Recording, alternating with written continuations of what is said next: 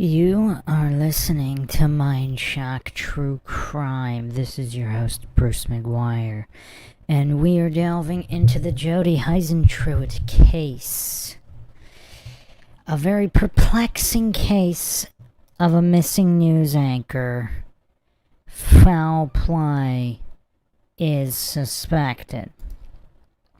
This case has long been requested. We are finally getting to it tonight. Some new information coming out recently we have to go over again in typical MINDSHOCK fashion, with logic and reason at the forefront, attempting not to fall for any logical fallacies, unlike everything else out there. If you want to help support the podcast, you can donate to our PayPal. Check the link in the description. Make sure you're subscribed, like, and share Twitter, Facebook, Reddit, and Patreon. Patrons do get priority for case topic, logical analysis, co-podcaster requests. Could also be a guest in the podcast depending on your tier. Questions, comments, theories, thoughts, suggestions, rebuttals, debunkings of any kind. Leave them in the comments section. You can also become a YouTube member right here on YouTube. Help support the channel that way. Welcome everybody who is listening live. Scott Hawkins, Sarah Catherine. If you're not familiar with the case, I'm going to do a quick breakdown here, maybe not so quick. We can see this is a deep dive from the wiki, and then we'll get into various news clips, new information, and logically dissecting theories unlike anything else out there. So, Jodi Huisentruit. I've heard it pronounced Huisentruit and Huisentruit. I'm going to go with Huisentruit. Born June 5th, 68th. Disappeared June 27th, 95. So not quite on her birthday, but same month. She's 27 years old at the time of disappearance in Mason City, Iowa. Iowa is a strange place, is it not? A lot of weird goings on, especially with a lot of the trafficking in Des Moines, etc. But on the other hand, seemingly far worse occurs in major cities on the coast. So, a lot of people have these preconceptions about Midwestern type areas. But I mean, statistically, it's far more dangerous in cities. So, yeah. We got to keep that in mind, of course. So, she was an American television news anchor who worked for KIMT in Mason City, Iowa. In the early morning, June 27, 95, a colleague called her at home when she failed to arrive for work. Huisentruit answered the call and said she had overslept and was on her way. Signs of a struggle outside her apartment near her car led investigators to believe she had been abducted. Despite extensive investigations, no definitive clues to her disappearance were found, and she was declared legally dead in 2001. So let's look at some of the images here of the apartment complex and see what we can make of this. I believe this is a staged reconstruction here, because I don't know if they had a crane to get this shot. So this is just to get the general idea. I'll get into the real photos in a second. So this is I believe a reconstruction from above. It does not look like it was taken at this time. But here is, so this is a real image. So you can see her vehicle. And also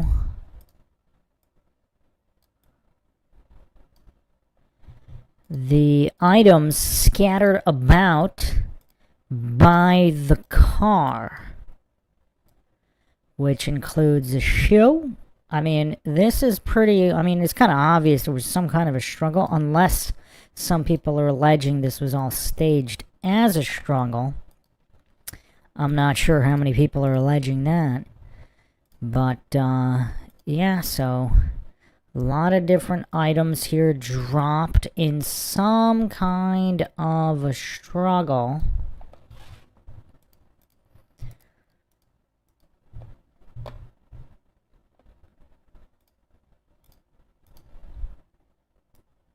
including her hair dryer, which is interesting, and we'll get into different theories regarding that as well. Okay, so let's continue the breakdown here. Jodi Sue Huisentruit, born June 5th, 68, raised in Long Prairie, Minnesota.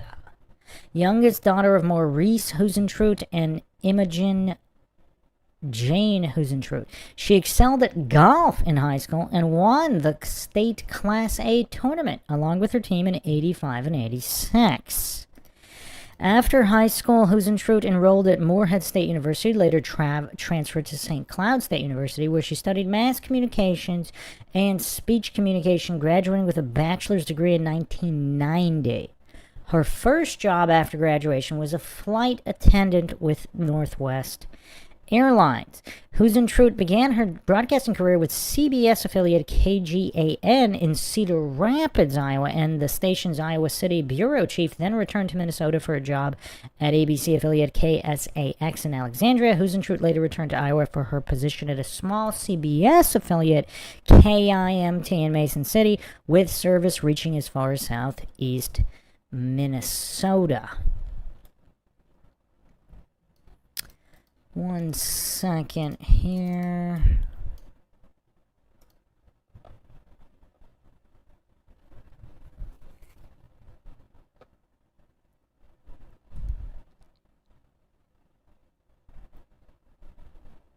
So another curiosity here is, so she transferred mid-year. So she enrolled first semester as a freshman at Morehead State University, transferred mid-year to St. Cloud. She co-anchored the campus news station, studied abroad in England. I'm not sure if that's relevant, but that is interesting. So quite the interesting life through college. Quite interesting. Very interesting indeed. And obviously, we don't know what details matter or don't matter in unsolved cases. I also couldn't find a reason for the transfer, which is curious as well. Initially, because again, we don't know what details matter or not matter. Usually, there's some kind of details of a transfer. Can't find any. Just that she moved after her first semester of freshman year. So perhaps she just thought it would be a better fit with more options. More opportunities would come of it, especially she ended up co-anchoring the news station. So, yeah, I mean, kind of hard to say it was a bad choice, seemingly a good career choice there. So, let's continue. So, disappearance. The day before her disappearance, Huisentruit participated in a golf tournament. According to Mason City resident John Van Cease, she then went to his house to view a homemade videotape of a birthday celebration that he had arranged for her earlier that month.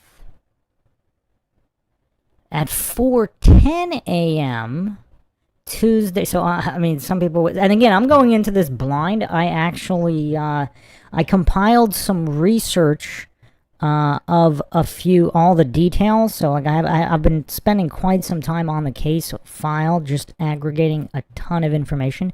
But I actually never went through this, the wiki breakdown. So all the details of the case, I don't remember John Vincich here. I don't know if this was... Yeah, that's actually interesting. I'm guessing most people would find that that's kind of suspicious the day before. But apparently she's fine after and talking on the phone. So 4:10 a.m. Tuesday, June 27th, 95, KIMT producer Amy Coons noticed that Huisentruit had failed to report work as scheduled and called her apartment. When Huisentruit answered the phone, she explained that she had overslept. So I'm assuming this is a landline. I mean, there were cell phones in the 90s, but I'm assuming this is a landline. She had overslept. She was preparing to leave for the station. However, by 6 a.m., Huisentruit still had not arrived, so Coons filled in for her on the morning show Daybreak At 7:13 a.m., KIMT staff called the Mason City Police. When police, and you know what's curious, so the police arrived right away or same day, instead of saying, oh, she's got to be missing for 24 hours, etc., etc. So that is interesting, compared to other cases. When police arrived at Huisentruit's apartment, they found a red Mazda Miata in the parking lot that she was planning on buying. As well, we mean planning on buying, so it was a lease-to-own situation. As well as evidence that suggested a struggle that had taken place near the car. Her personal items, including a bent car key and her red high heels, were strewn about the area, and police reported recovering an unidentified palm print from the pole nearby. So the pole nearby, again, that doesn't necessarily mean... I'm assuming that's what's going on in this image, because that's the only pole that's super close to the vehicle. But notice it's not right next to the vehicle, so presumably, theoretically, that palm print is not necessarily one belonging to the perp, but obviously cannot exclude that either. Investigation, and there's been a lot of criticism about the investigation, but let's go one step at a time here. Investigators interviewed at least 3 neighbors at Huisentruit's apartment complex who said they heard screams around the time she would have been likely leaving for work.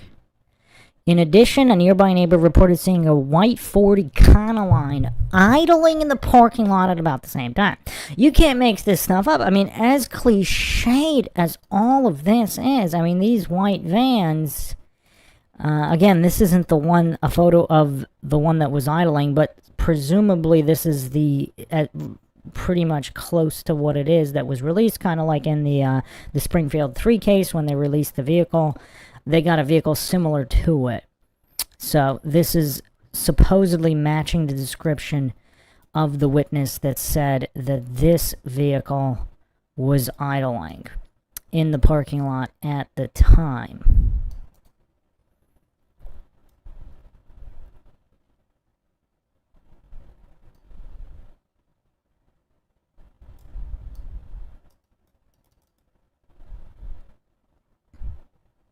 Let's get a little bit of a horizontal look at this thing. I don't know why this image was so skewed, but yeah. So again, quite cliche for true crime to have this kind of vehicle spotted. So obviously people, is this targeted abduction, random abduction? We'll be getting into all of that. So, September 95, Huisentruit family hired PIs from McCarthy and Associates Investigative Services in Minneapolis, who in turn enlisted the assistance of Omaha private investigator Doug Jassa. McCarthy and Jassa appeared on several national television shows, including America Most Wanted and Unsolved Mysteries. In November 95, they and members of Huisentruit's family traveled to L.A. to meet with 3 prominent psychics. And for all the goofs and coincidence, there is hallucinating psychics don't solve cases. I did a 3-part multi-hour series on documented cases where police actually enlisted the help of psychics, and the psychics actually solved and closed these cases, a whole assortment of different types of cases. So again, that doesn't necessarily mean they have psychic powers, but they are solving cases the police cannot solve. So, and of course, there's obviously plenty of fake psychics that prey on desperate family members. But again, plenty of psychics who actually solve cases also. The meeting was televised, served as the pilot for the Psychic Detectives television show.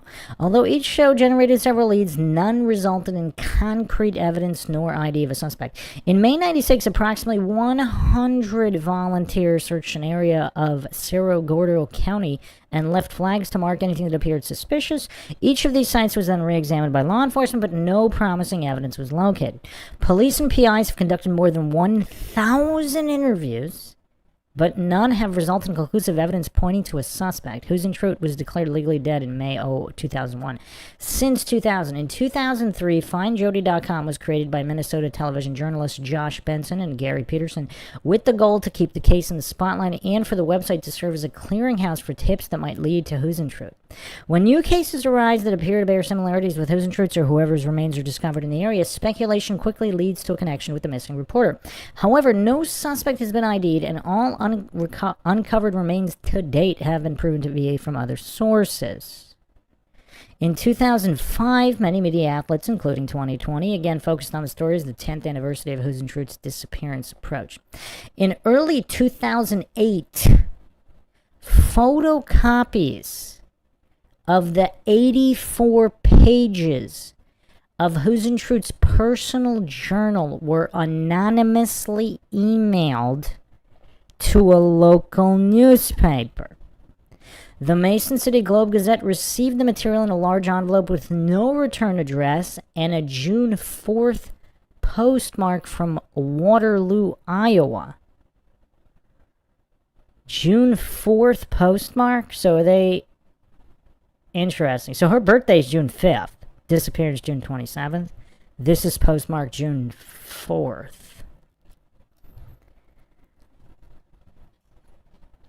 The original journal has been in the possession of law enforcement since the investigation began. Within days, the Mason City Police Department reported that the sender had come forward and was ID'd as Cheryl Ellingson, the wife of former MCPD Chief David Ellingson. The MCPD gave no motive for why David Ellingson had taken a copy of evidence home when he left office, and no motive as to why Cheryl Ellingson interfered in the investigation by sending it to the newspaper. That is a curiosity. This is definitely a huge curiosity in this case. May 2015, all 100 members of the Iowa House of Representatives signed a letter requesting Mason City to declare June 27, 2015 as Jodi Huisentruit Day in honor of her memory and that all victims in unsolved cases. This was ultimately declined. In a December 2016 opinion piece for the Northwest Iowa Reviews, retiring state representative John Kuiker, is it Kuiker or Kuiker, of Sioux County, described his experience with the case as a member of the Iowa State House Public Safety Committee and suggested a cover-up by Mason City officials. So the plot thickens here. So a retiring state rep is saying that there's a cover-up by officials. I mean, this is really curious. Obviously, as a reporter, you'd want to know what kind of cases she was looking into for sure. That would be number one. In March 2017, a search warrant was executed against a person of interest named John Van Cease, seeking GPS data of two of his vehicles. In 2018, 48 Hours aired an episode on Huisentruit's disappearance featuring Van Cease in never-before-seen footage. The reason was never explained by authorities, and the fact that Van Cease has even been looked at was not revealed until leaked in 2018. Van Cease, who was never charged for any aspect of the disappearance, died December 2024. So this is the guy whose house she was at the day prior.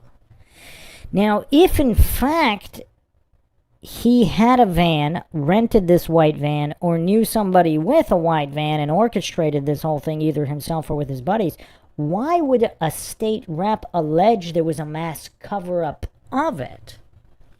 As of 2020, the MCPD and the Iowa Division of Criminal Investigation were still actively investigating Huisentruit's disappearance. That same year, FindJodi.com launched a podcast by the same name in order to gain a new audience to share information on the case and generate new leads. In 2022, ABC's 2020 debuted a new special titled Gone at Dawn, overviewing the disappearance and interviewing those close with the case. The episode was the third time 2020 featured the Huisentruit case. In February 2023, former media consultant turned PI Steve Ridge, who started investigating the case in 2019, announced that he was personally offering $25,000, equivalent to $26,400 in 2025. Interesting side note by Wiki there for just a 2-year difference. Reward for info that leads to the recovery of Huisentruit's remains, even if an arrest is never made. Now that's curious wording, right? Because usually it's for an arrest. In September 2023, he increased the reward to $50,000 In December 2025, the reward was doubled to $100,000, effective through June 27, 2026, 31 years after she went missing. So he's ceasing. So that from December 2025, the reward is only offered through June 27, 2026, which has passed, unfortunately. And yeah, that's really curious. The dates, the terms, quite curious here. In early October 2024, a year after offering a reward for info leading to Huisentruit's body, PI Ridge reported that Jodi had a new boyfriend immediately before her disappearance. The couple had been in contact daily or nearly daily since they began dating 10 days or so before the abduction. Ridge believed this new boyfriend may have created jealousy and led to Jodi's abduction. Curious, but why would there be a mass cover-up? Why would there be a mass cover-up? That question still remains. In July 15, 2025, Hulu released the three-part documentary series, Her Last Broadcast, The Abduction of Jodi Huisentruit. While the series dispels many rumors and erroneous media reports about the case, it chooses to focus attention on four persons of interest, none of whom the MCPD have found evidence against, none of them having ever been elevated to the status of suspects despite 30 years of police work, including serial rapist Tony Jackson, who lived 2 blocks from the KIMT broadcast studios at the time, Brad Millerburn, the ex-husband of Huisentruit's childhood best friend, revealing that the wooden site searched in Winstead, Minnesota in October 2024 was adjacent to a house that Millerburn had previously owned, and suspected serial killer Christopher Rayvock, whose girlfriend lived in Mason City at the time. Man, that's a lot of connections here. The series also included an admission from the officer who had requested the warrant in 2017 to place GPS trackers on the vehicles of the first person of interest, John Van Cease, explaining that he had invited Van Cease in for an interview as an investigative technique, had hoped that the trackers might have shown a spooked Van Cease if he was the abductor. Going to a possible burial site, no such evidence resulted, reiterating that Van Cease has never became a suspect and was never charged. On November 20th, I would assume all of these individuals had their vehicle registrations and known friends and associates and family members' vehicle registrations searched to see if there was a connection to this white van. November 20th, 2025, Mason City Police were again summoned to Winstead, Minnesota to continue their investigation, not to follow up on an additional tip as was previously reported. A house that was an area of interest and not available during a previous search was demolished, prompting police to check into the area. Mason City Police Investigator Sergeant Terrence Prochaska released the following statement, quote, on November 20th, 2025, Mason City Police conducted a search of a property in Winstead, Minnesota as part of the continued investigation into the disappearance of Jodi Huisentruit. This was not a result of a new tip in the investigation. Investigators checked an area where residents had been recently demolished that was not accessible during a previous visit. A canine was used as part of the search. Nothing of significance was located. This is an open investigation. MCPD has no further comment at this time. Sergeant Terrence Prochaska, MCPD. Interesting. Huh.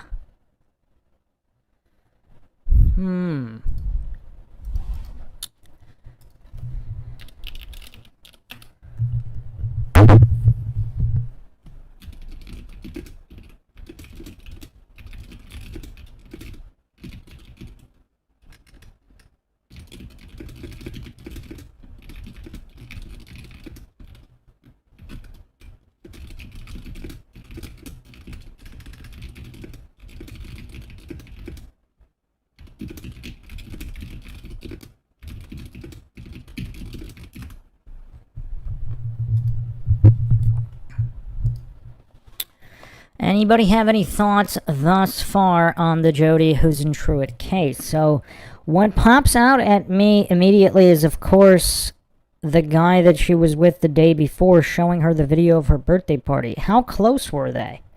Were they friends or just mere acquaintances?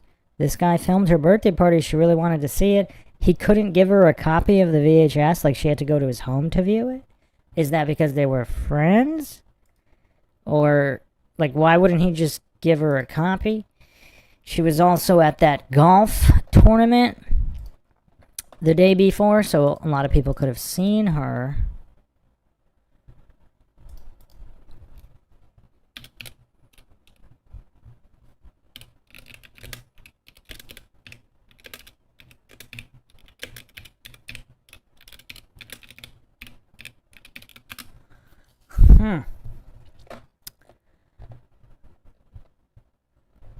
Let's look into this recent. So this is Fox 9, and this just was uploaded on YouTube June 4th, 2026. 3 weeks. So fair use. Let's look at this segment.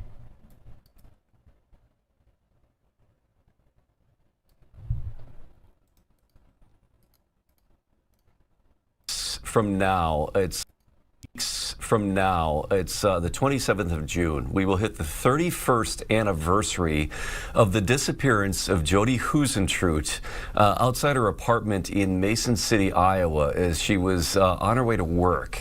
She was a morning and noon anchor at KIMT TV in Mason City. I was actually working at the station out of Austin at the very same time that she was working in Mason City. I think I was in Austin, then over in Rochester, but for KAL, while she worked at KIMT, I would see her on the air every day before I went to work. I remember the last time I'd only met her once, and it was at the media softball tournament in 1994 before I left for a different job down in Des Moines. Well, the last couple of days, we've heard about some new information from a private investigator into this case who said there was a witness that came forward to him with a tip that he believes may now resolve this case.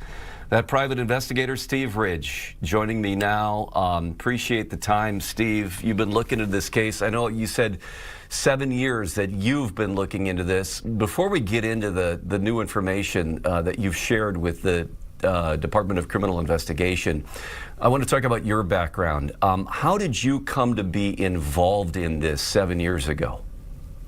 Well, the company that I was with before I became a private investigator was actually the dominant local media research and consulting firm in the nation.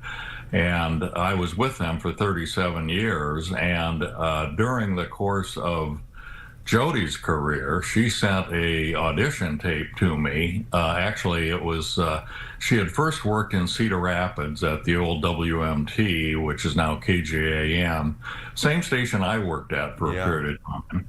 And then she went up to Alexandria and worked there. And then she sent an audition tape to me looking for work. And our client was KIMT at the time. So you know what else is kind of interesting? A guy who knows her and was in her business and helped her get a job is the guy that ended up being a PI trying to solve the case. I mean, that's a little unusual. Whenever I see anything unusual for a case, I kind of look at that. Now, obviously, if he was deeply affected by her going missing and he really wants to help get the case solved and the police are being incompetent and not solving it, unfortunately, as is usually the case with murders and missing persons, yeah, I mean, you got to applaud this guy unless there's something else weird going on. Also, we had coaches that worked with her, on-air coaches that worked with her delivery and try to eliminate some of that Minnesotan accent that to make her, you know, a better fit for a national stage eventually or whatever. And so that's how I actually had a personal connection. But I will tell you, to my knowledge, I never met her. I have been told that apparently I spoke in an event where she was there.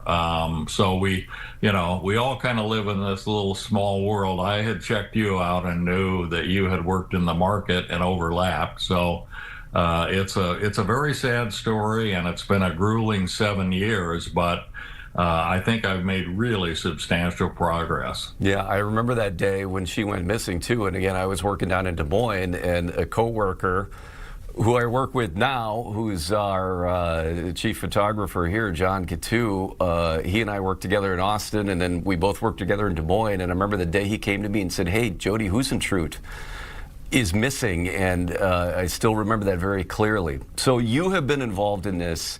And tell me how much time and money you've invested now in the past 7 years to really dive into trying to come up with some answers.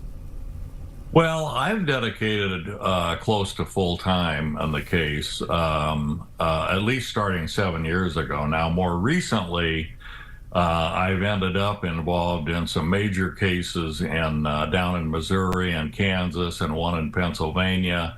So I've brought on extra people to assist me, but I decided to make it kind of my mission to try to solve this case personally, to really, nail it to the ground, hopefully. And to that end, I did put up a $100,000 reward that would come out of my personal funds, because that's how strongly I feel. I mean, I want this resolved, and I want to be able to find her remains and give her a proper burial and bring closure to the family. And that's my primary goal.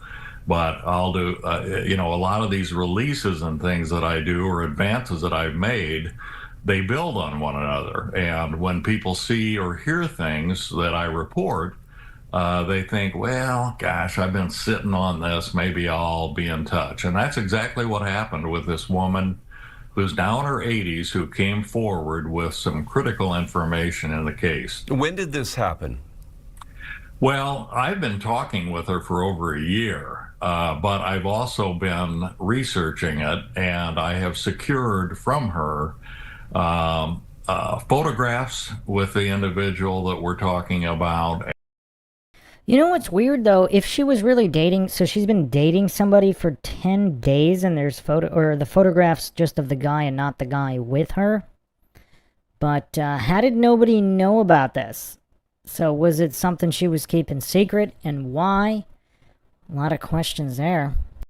And written communication, handwritten communication, ticket stubs, financial checks, you name it. I mean, I have completely validated the fact that she dated the person that I'm talking about here, and that in a heated moment of anger and frustration, when they were being tailed by authorities, that this gentleman slammed the steering wheel several times, saying, "I didn't do it, I didn't do it." But the final time, he slammed it extra hard, and he said, "I did it." And when he said, "I did it," they both froze momentarily. They looked at one another. They didn't speak for a while. And then eventually the relationship broke up. And I think probably largely because of that. He broke it off. He said, "My life is too much of a mess. I've got too much going on. I just can't be in a relationship. It's not fair to you." So immediately what jumps out here, so is this guy not like a pure evil scumbag? So, because presumably, if this is a known criminal with multiple offenses, possibly multiple murders or whatever, if he accidentally revealed something to another girlfriend, wouldn't he kill her? I mean, possibly. Or disappear, move away, to continue the relationship as normal, and then he's the one who breaks it off? I mean, again, we don't know, really don't have a lot of details other than what this PI is saying.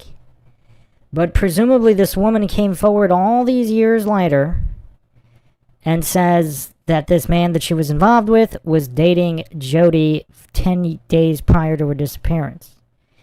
And he presumably admitted, apparently, he was being tailed by authorities. The context is not given here.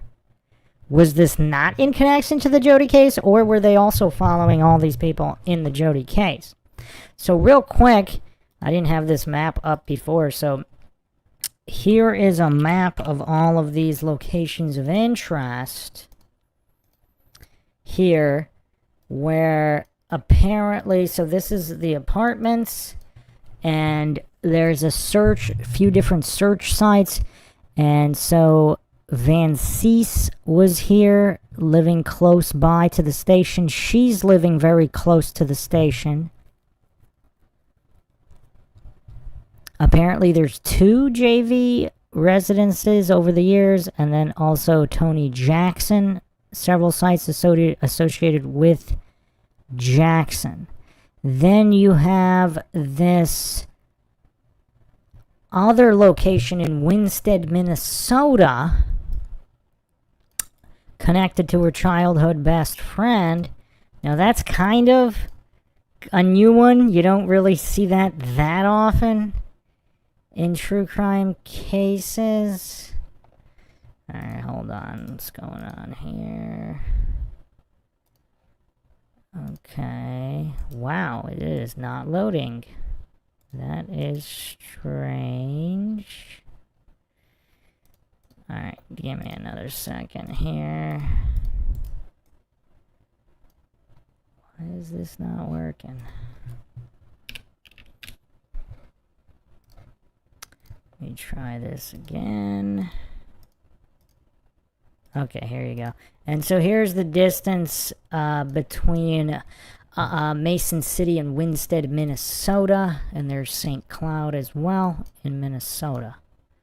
So not that short of a trip, but, you know, obviously in true crime cases, bodies are transferred longer than this distance as well, 171 miles approximately. So apparently there were tips, warrants, and property excavations here, presumably connected to her childhood best friend. But we don't really know. Let's continue here. And she's extremely credible. I mean, she sat on this for a long time, but she said, I just feel a moral obligation to come forward and share it with you. And frankly, she was concerned about going to authorities. I mean, she just didn't have very much confidence that local authorities were going to do anything with the information. And so, again, this is a woman, you say, in her 80s, who said dated a person of interest. How long after Jodi's disappearance was she in a relationship with him? Less than 6 months. It was very soon in the overall scheme. And so it was still very fresh, and the police were still actively investigating and following up on leads and following people. They followed multiple people, at the time. And so that's essentially what happened. And, I'm absolutely convinced that it's true testimony. And again, you said that she provided some of these other documentation, and that's to prove her story that she was in a relationship with this person of interest, right? That's correct. Yeah, absolutely. And I think without a doubt, she would submit to a polygraph test, to a lie detector test. I think she would testify. I think she would certify an affidavit. I mean, I think she's ready to cooperate, but she is getting older, and that's part of my concern is, we've lost too many witnesses in this case that passed away or moved away or what have you, and I just don't want that to happen. And she believes that this moment of confession that she describes is legitimate. Absolutely. I mean, without a doubt. I mean, we talked at length about all the things that they went to do as a couple and where they went and the time they spent and how close they were in this romantic relationship. And she would have absolutely no reason to want to, lie or mislead or whatever. There's nothing like that in this relationship of hers. You mentioned that she was hesitant to go to authorities. Now, again, we're approaching 31 years. That's a long time to be hesitant to go to authorities. Did she have any other explanation for why she's held this for so many years? Well, I think that, first of all, I think her relationship with this individual sort of tainted her view of local authorities. And, I don't know what, if any, personal experience she had, but, there were a lot of missteps from day one in this case. The car was not ever searched inside, it was only processed on the outside. I mean, that's kind of insane, isn't it? I mean, this is the 90s, not the 60s, but presumably even in the 60s they would have searched and tested everything inside the vehicle, right? What? I mean, this is kind of crazy. I mean, did they really think she never entered the vehicle? I mean, maybe she did, maybe she didn't, but that's kind of a weird thing to not even... Yeah, that's crazy. This is the mid-90s. Because it was locked. It was given back to the family and it was sold. So any potential evidence there was gone. Later, there were other issues with evidence of her diary, a copy of which was essentially stolen and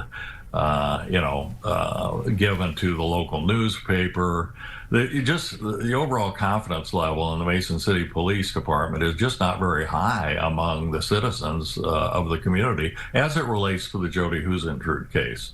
No, the Division of Criminal Investigation in Iowa has been involved in this investigation, though, since the beginning, the state investigative agency. I know you said you have forwarded this information to them. She could have gone directly to them and not used the local police department, but did you get the sense that she was concerned about them, or just sort of unaware of that route to take? I think largely unaware of that. I mean, I told her when I talked to her, I said, look, I've got a great relationship with the FBI. I worked on multiple cases with them. I've got a good relationship with the Division of Criminal Investigation. I said, I've got the avenues. So I think at this point she will cooperate, but she wanted me to be the facilitator to make that happen. And I'm happy to do that because, if people will come forward with information, I encourage them to go to the police. But if they don't and they want to talk to me first, I'm more than happy to facilitate that communication. Now, you are not publicly naming who this person of interest is that she has, said she heard a confession from at this point. Is this a person of interest who is still living? Well, I can't comment on whether they're alive or whether they're dead. I will tell you it's a male, and that's as far as I really want to go. That's kind of weird. I don't think I've ever seen another case where they wouldn't even comment on whether the person was alive or not. That's pretty weird. So this woman is in her 80s. So again, we don't know if this other individual would have been older than her or not. I mean, again, statistically, women usually date men that are older than them. Statistically, that doesn't mean that's what happened here. Also, he could have been exactly the same age, but that would still, he would be beyond the average male life expectancy if that were the case. Or, again, not beyond the realm of possibility, she could have been dating somebody younger. Maybe not a lot younger. But this is kind of weird. Again, somewhat of an outlier. I don't know if I've ever seen a case where they wouldn't even mention whether the individual was alive or not. And that's just because I'm not trying to be coy. I mean, you really are innocent until proven guilty. Mm-hmm. And I think that any clues that I might give would be inappropriate. Yeah, you get. Well, obviously innocent until proven guilty in a court of law, but why would you not be able to say whether they're alive or not? You're not giving their name, so what? That's just kind of weird. To be very careful, but you've supplied all this information to investigators in the state of Iowa. Where do you get the sense now that it is at? Are they acting on this? Have you get any indication how seriously they're looking into it? Well, I have utmost confidence in the new special agent assigned to this case, a gentleman by the name of Ryan Herman, who is a special agent in charge of the case. I'm just very confident in his credibility and background and ability to work with me and with witnesses. But the other thing that I am doing at this juncture is calling on the local Mason City Police Department to request that the new Iowa Attorney General's cold case unit, which was established a couple of years ago, be brought in on the case because it's a wonderful resource. They have the prosecutorial firepower. It's a wonderful group. I know them well. And I think if they were brought in addition to the DCI, I think this could be solved.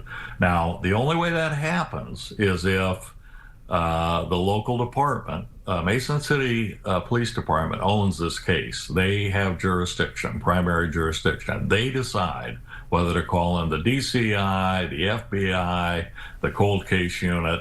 And so far, they have not asked the cold case unit to come in. Okay, but in closing here, it sounds like you have pretty high confidence that this could come to a resolution. Well, I do, because this is not the only piece of information I have. I mean, this is the centerpiece, I would say, because when you get someone that's prepared to testify to having heard a confession, that's pretty good evidence for even a circumstantial case. But I have a mountain of other evidence that I have compiled that does point to this individual, and I think the collective information that I have could conceivably be used in a no-body prosecution, if you will, a circumstantial evidence case. And I think that there are people beyond this individual who have knowledge of what happened and have helped in the cover-up. All right. Private Investigator Steve Ridge, thank you for taking time with us today. It will be very interested to see where this information that you have come across, that has come to you, that you have passed on, where this leads. Well, I sure appreciate you giving this attention. It's this lengthier discussion like this is much more valuable in a quick minute 30 package on local TV. I agree, totally. Thanks for your time today. Appreciate it. All right, thank you. So the Huisentruit family, again, has verified and made statements that they did not hire him, and that, apparently his statements have not been verified, etc., regarding this other individual. Make of that what you will.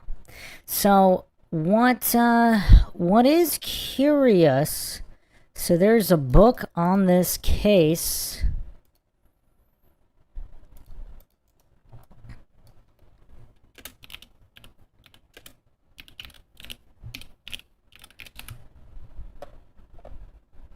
by Beth Bednar, Dead Air, The Disappearance of Jodi Huisentruit. And there are some interesting claims made in this book. So, some of the most interesting are that John Van Cees fixated on Jodi as soon as he moved into her apartment building and asked her neighbor who she was. He then later seen watching her apartment from his car in the parking lot after he moved out. So he lived in her apartment complex, then he moved to a different one, and then she went to his home.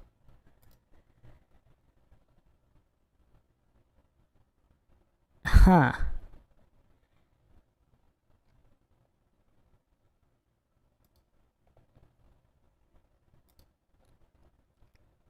The day before, which is curious, is it not?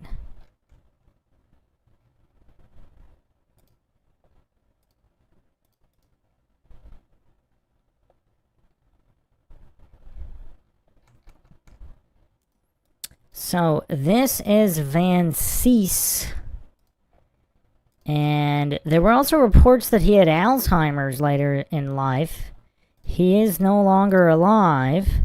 But this individual supposedly lived at her apartment complex, then moved elsewhere, but she was at his home the day before. That's kind of weird. So his first statement in 24 years was an announcement that he was diagnosed with Alzheimer's. John Van Cease and his wife Jane released their statement through Steve Ridge, who is the chief operating officer of the Magid Media Consulting Group based in Cedar Rapids. Ridge says they asked him to disclose that Van Cease has recently been diagnosed with moderate and advancing Alzheimer's.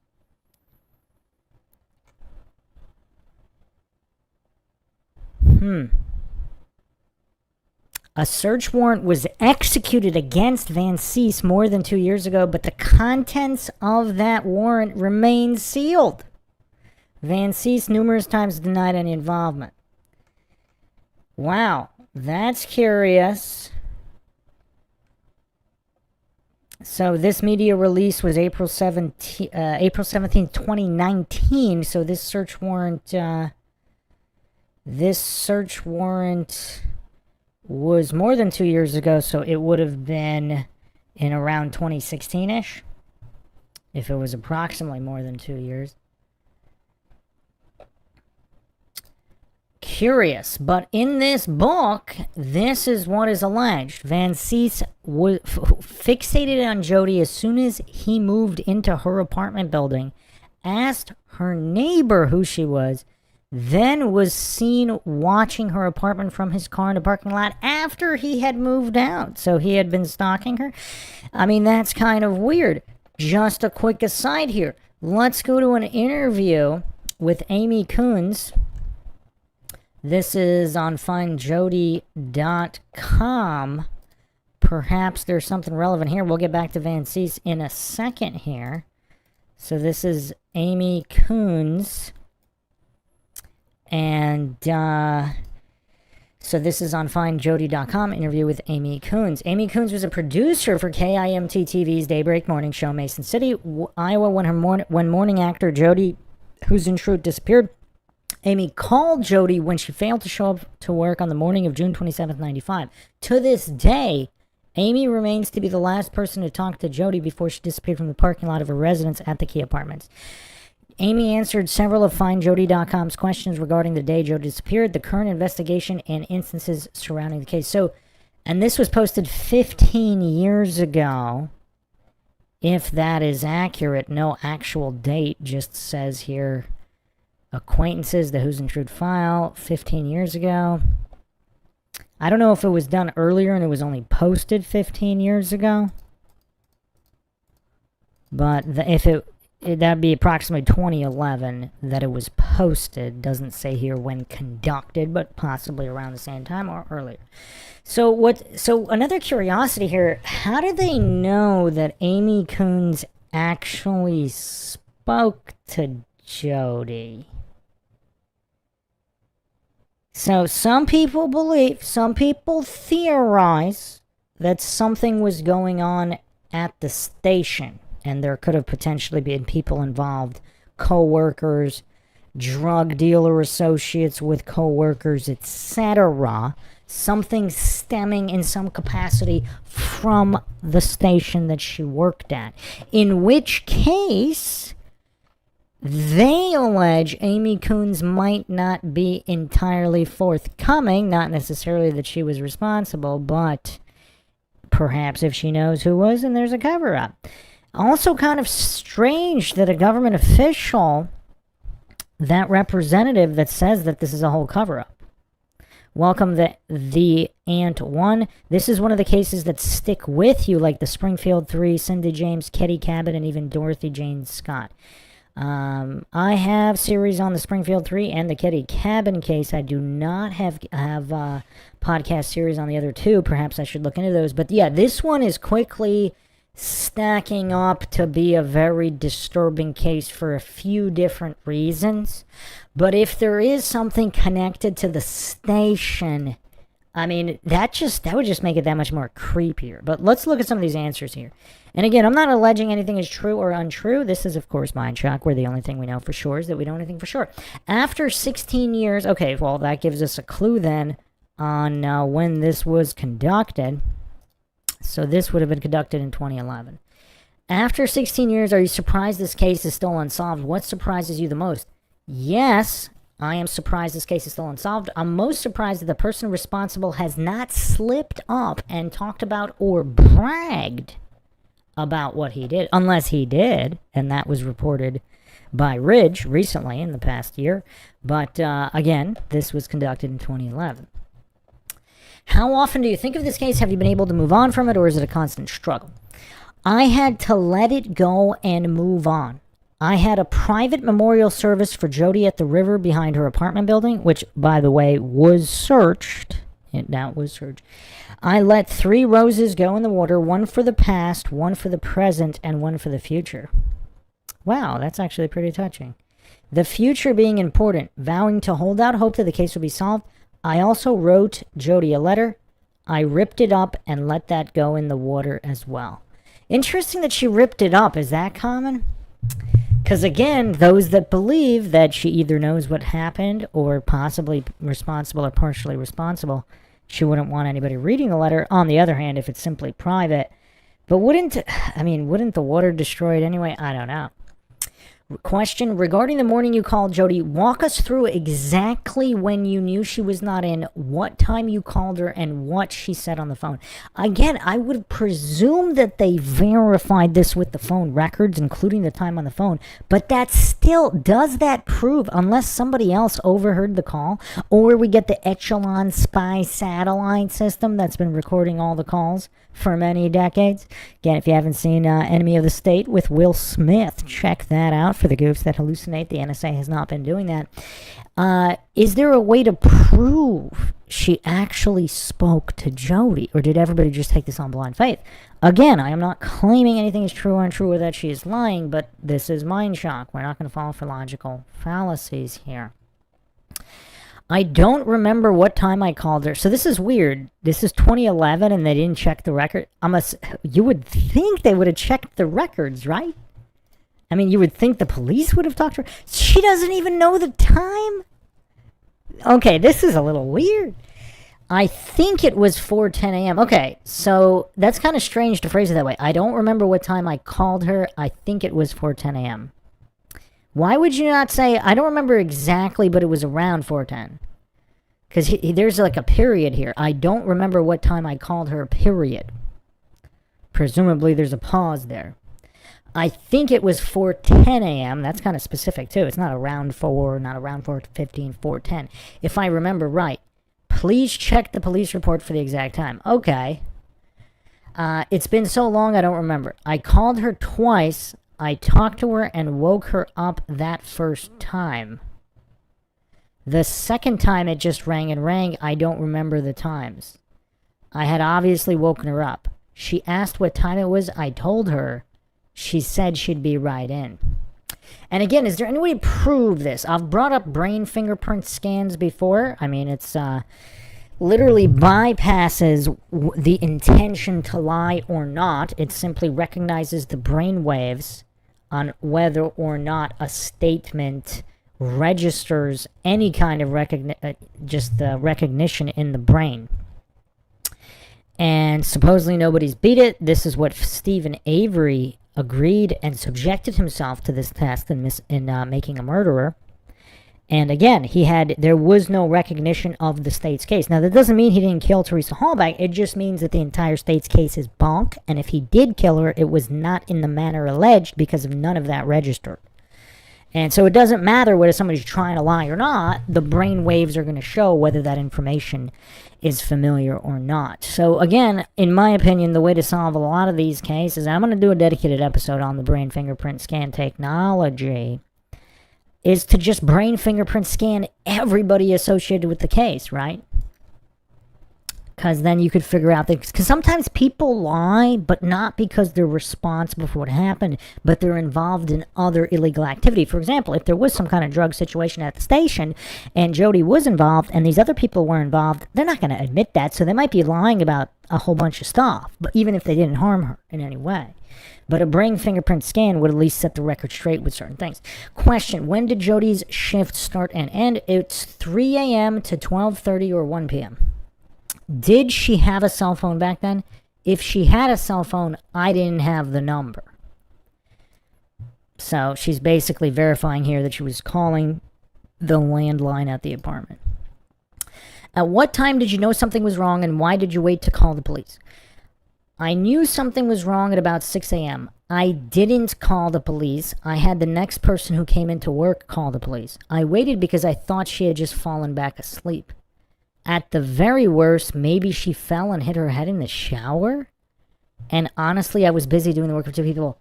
That's a weird thing to say. Is that the go-to? Like, yeah, maybe fall back asleep. Maybe got into a car accident, right? And if she doesn't have a cell phone, she can't call the station and she's got to stay with the car, presumably for a certain period of time.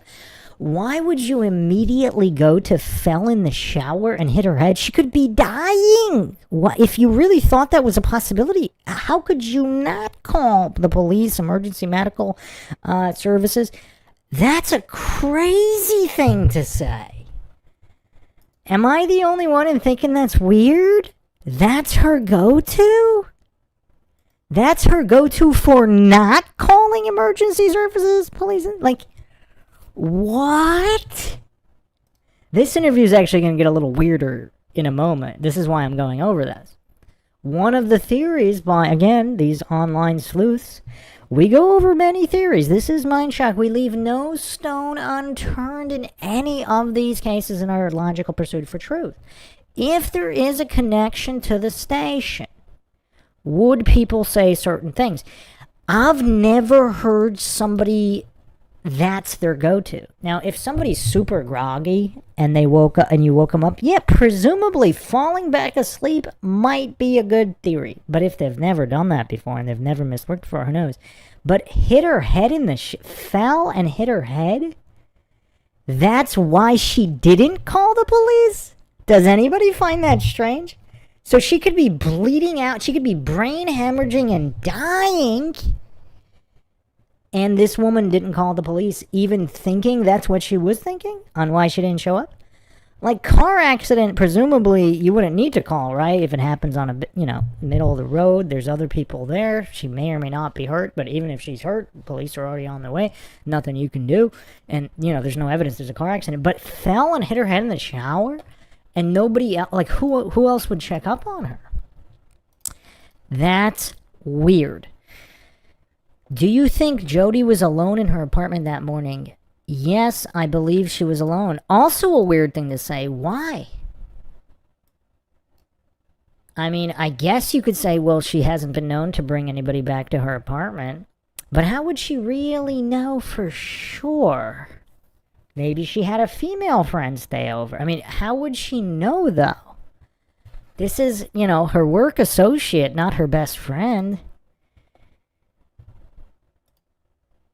Interesting. Weird thing to say. Question, police say Jodi went to them about being stalked and a white truck was mentioned. Did you ever know about somebody stalking her? Did she ever tell you? She mentioned she thought she was followed once while she was rollerblading. Shout out to rollerbladers everywhere. Rollerblading is awesome. Shout out Roller Jam. Rollerblading did not die in the 80s. Didn't even die in the 90s. If you haven't checked out our podcast on rollerblading, I actually got to do a clip on that. On rollerblading, still alive into the early 2000s and beyond. But, yeah. So that was curious because, she shared this with her work associate. It never happened again. Well, how would she know so she didn't say when this happened. She wasn't that worried about it. It just creeped her out. This is the first I've heard mention of white truck. That's kind of weird. So she wasn't worried about it, but it creeped her out. Is anybody getting some really weird vibes from this interview? A lot of what she's saying doesn't really make a lot of sense. It seems like there's a whole lot of assumptions about a lot of things here that it creeped her out. Like, if she was creeped out, so she's not worried but creeped out. How are you super creeped out about something and not worried about it? It's a little weird. And how would she know whether it happened again or not? Because she may not have mentioned it to her. But she did mention she thought she was followed once while she was rolled. But interesting phrasing, too. Not she mentioned she was being followed. She mentioned she thought she was being followed once while she was rollerblading. So that's interesting phrasing. Now, obviously, we don't know what Jodi told her. Whether Jodi was convinced that she was being followed. Like, why would you be creeped out if you weren't really that sure? I mean, I don't know. Whereas if you were sure you were being followed, of course you'd be creeped out. But then why would you not be worried about it if you're that sure and creeped out? Yeah, this is a weird interview. Did Jodi confide in you about personal things, or did you just have a business relationship? She did not confide in me. It was mostly a business relationship. So she wouldn't have known if it happened again, right? Because she wouldn't necessarily be expected to tell her. The night before, did you attend the golf event? If so, what do you remember of it? I did not attend the golf event. Did you attend John Van Ceese's party he threw for Jodi's birthday? If so, what do you remember anything out of the ordinary? I did not attend Van Ceese's party. I wasn't even invited. That's interesting phrasing, too. I wasn't even inviting. Not I wasn't invited, just to clarify factually. I wasn't even invited. Almost like there's some kind of resentment there, possibly. Again, maybe not, because we don't have a video of this interview. Again, I'm not claiming anything is true or untrue. It's just some of the phrasing here is weird. How soon were you interviewed by the police? Did they give you a lie detector test? Were there any questions asked that were out of the ordinary you can remember? I was interviewed at police the day Jodi disappeared. I was interviewed by the FBI a couple days later. I've been told not to talk about the interview. I was not given a lie detector test. So she was told not to talk about the interview. Which interview? She was told not to talk about the police interview or the FBI or both. But she doesn't say I was told not to talk about the interviews. But the most recent mention was the FBI a couple days later that she volunteered, because they asked her about the police, again, presumably local police. She volunteered the info that she was interviewed by the FBI a couple days later. I've been told not to talk about the interview, presumably not to talk about the FBI interview, as that was the most recently mentioned here in this wording. That's curious. So if the FBI was doing a thorough investigation, one would have to believe they were asking about people at her work. Because again, just basic stats, when a woman is harmed or met with foul play, it's usually a male known to her. And even if it's not a male known to her, it would be a female known to her. Stranger crime is the rarest form. So one would have to think if the investigation was thorough, the FBI were looking at everybody at a workplace, including females at the workplace. What was the mood in the newsroom the week after it disappeared? Did anyone suspect co-workers having involvement? The mood was very somber. No one ever is capitalized here. All capitals. No one ever suspected co-workers' involvement. Curious on that emphasis, isn't it? This is a very interesting interview, isn't it? Almost as if she's overcompensating for that, because she could have just said no. She could have said the mood was very somber, and no one ever suspected coworkers. It's like she emphasized the ever, similar to the way she said I wasn't even invited to the birthday party. Not I wasn't invited. I wasn't even invited. As if there's some kind of resentment or narrative steering going on here. Do you think drugs were involved in the case? Jodi had been really up and down before her disappearance.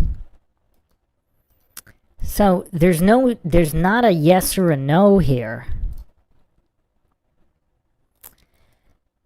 Do you think drugs were involved? Jodi had been really up and down before her disappearance. She would fall asleep in edit bays and later in the day be really perky. I wondered what was going on with her.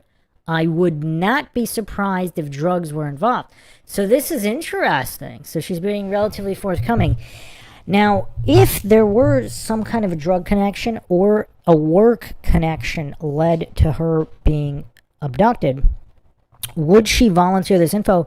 Now, if the FBI already knew all of this, then yes. If nobody knew any of this and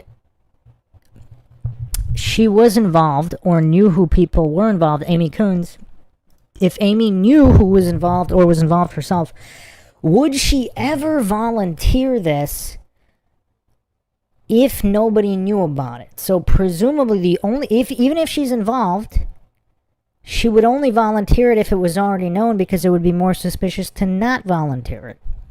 Possibly. Again, we're just trying to cover all of the angles here. Did Jodi butt heads with anyone at the station? What was her working demeanor? Was she always polite or frustrated, irritated, happy, and patient? I was Jodi's assistant. She was very demanding. She would often snap at me. Then she would turn around and clap, stand up at her desk and proclaim, "I love life." I could never figure her out. This is a weird thing to say about a potentially deceased individual. This is a weird thing to say about a victim of a crime, isn't it? Now, she was very demanding. That's not that. But would the average person have a little bit more tact than saying she would often snap at me? I don't know. We don't know Amy's personality either, but that does jump out at me as a little bit strange to say about a victim. Then she would turn around and clap, stand up on her desk and proclaim, "I love life." I could never figure her out. Like, just saying I could never really figure her out. You know, she was a little uneven at times. Like, that would be a little bit more tactful way to phrase that, but I don't know. Anybody else think this is a very strange interview?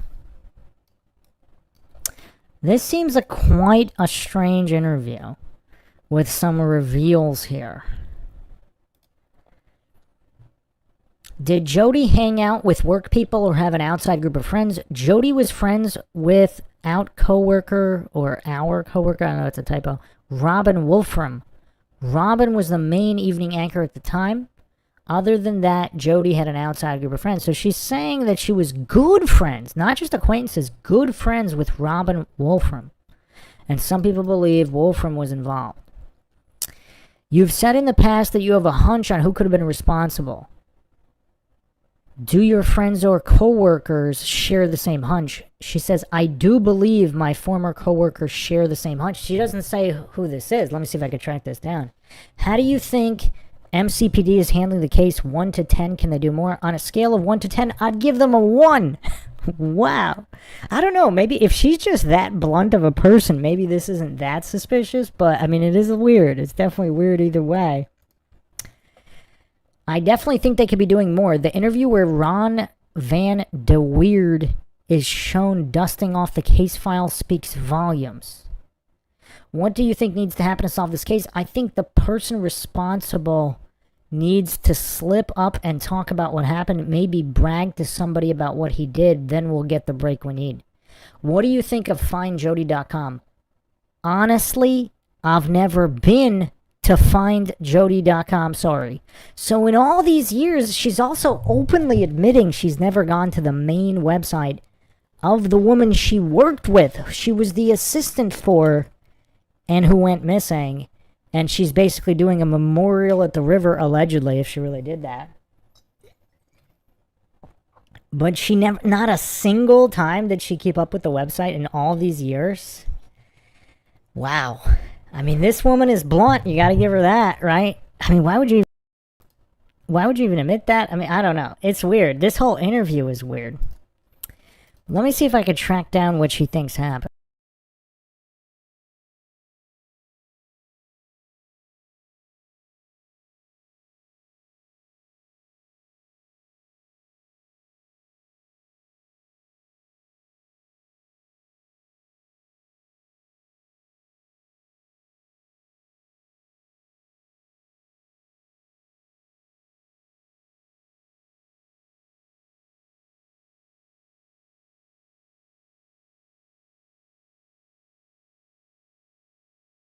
So yeah, these are very interesting statements. So I found this article here. So this is KCCI Des Moines, updated June 21st, 2022. So I don't know if that's when it was first published. Well, yeah. This weekend marks 27 years since Jodi Huisentruit disappeared. So this is KCCI News 8. A mystery in Mason City has gone unsolved for nearly 3 decades. This marks 27 years since the morning news anchor Jodi Huisentruit was last seen. KARE-TV reports the last person to speak to Huisentruit says she is still carrying a heavy burden. When Huisentruit didn't show up from work one morning, KIMT, her producer Amy Coons called and woke her. But when she still didn't show up, Coons called her again. That time there was no answer. Police found signs of a struggle outside Huizentrut's apartment. She lived just a mile from the station.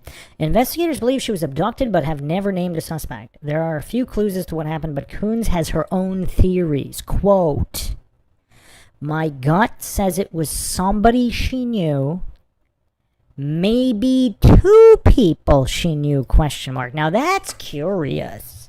Because in most cases, people don't just jump to two assailants, to 2 perps.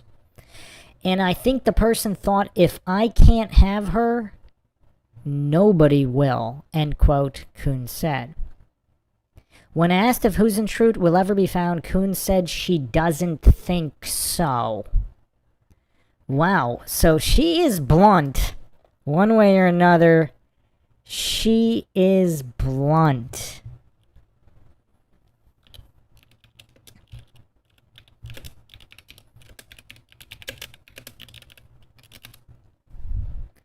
And so apparently another coworker also thinks this. So I don't know if she's talking about Van Cees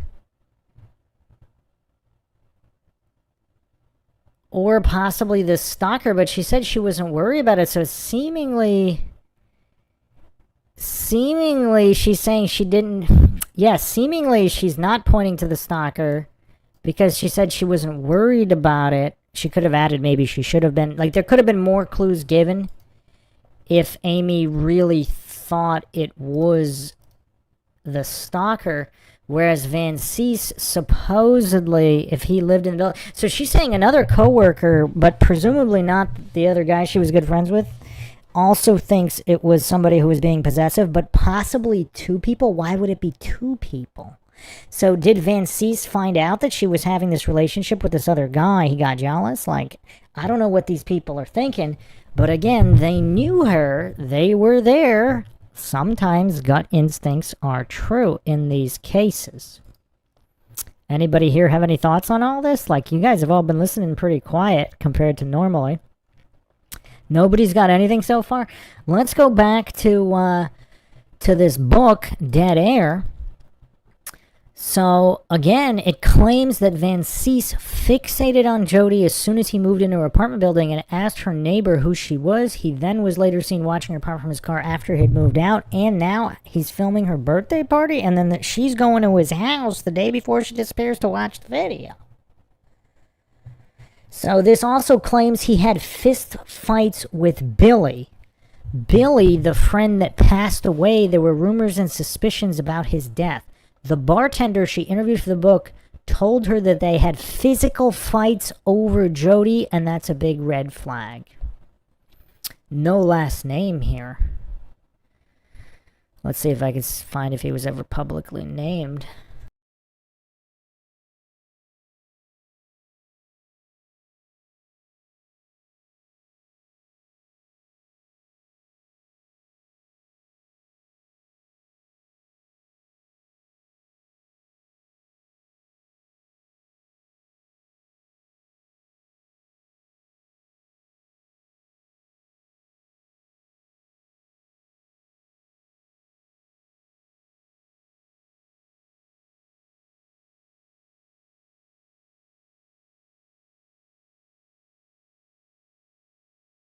So I did find some more curiosity about Van Cees. So get this. This is kind of a mind shock.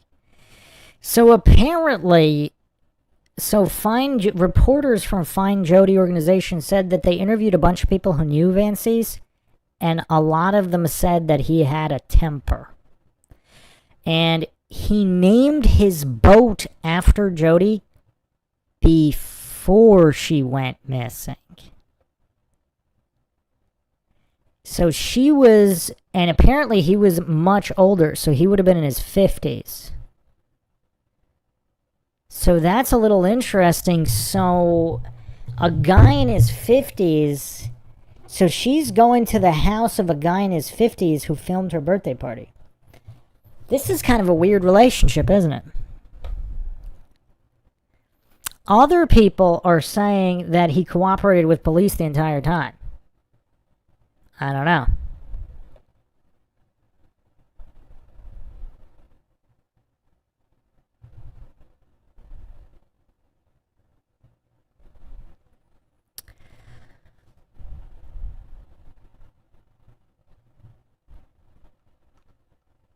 Supposedly, other people were saying that he didn't have any friends or any other interests that were obvious. Again, I don't know how much of this is true. These are what people are saying about him. So was if that's true, that is highly suspicious, right? He has no real friends, or presumably nobody that knows about any other friends or interests. He's obsessed with Jodi. He's naming his boat after Jodi before she went missing, so not as some kind of an honor to his friend. Who names their boat? Yeah, and how long had he even known her? Is this all less than a year?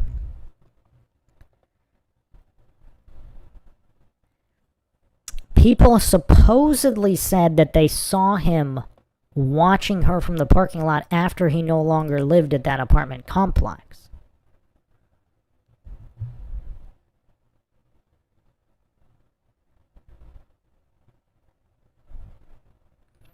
So there was people who followed this case online saying there were early articles that theorized that Jodi was being stalked by an obsessed fan that saw her on TV.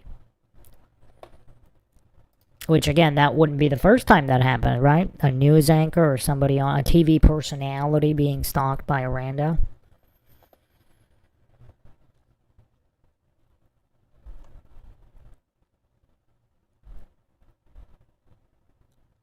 Apparently, there was also an early interview where he referred to Jodi in the past tense, day one, when she had only been missing for a few hours. So that is a huge curiosity as well.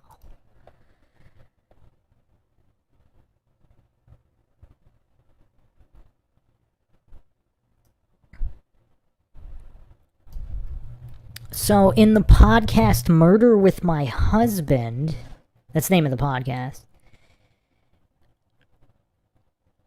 I don't know if they're talking, I don't know which PI they're talking about here. They said they can never cross off John Van Ceese's name. He said because he died, we'll likely never see justice because John took it to the grave with him. So I don't know if this is a different PI, but he really thinks that Van Ceese was the guy who harmed her. And he got super jealous. So that's kind of curious. So if she was at his presumably she's at his home the day before watching the video of her birthday, perhaps that's when he really pushed for a relationship and she said no. If that's what happened. Just the timeline is interesting, though. The timeline is very, very interesting here.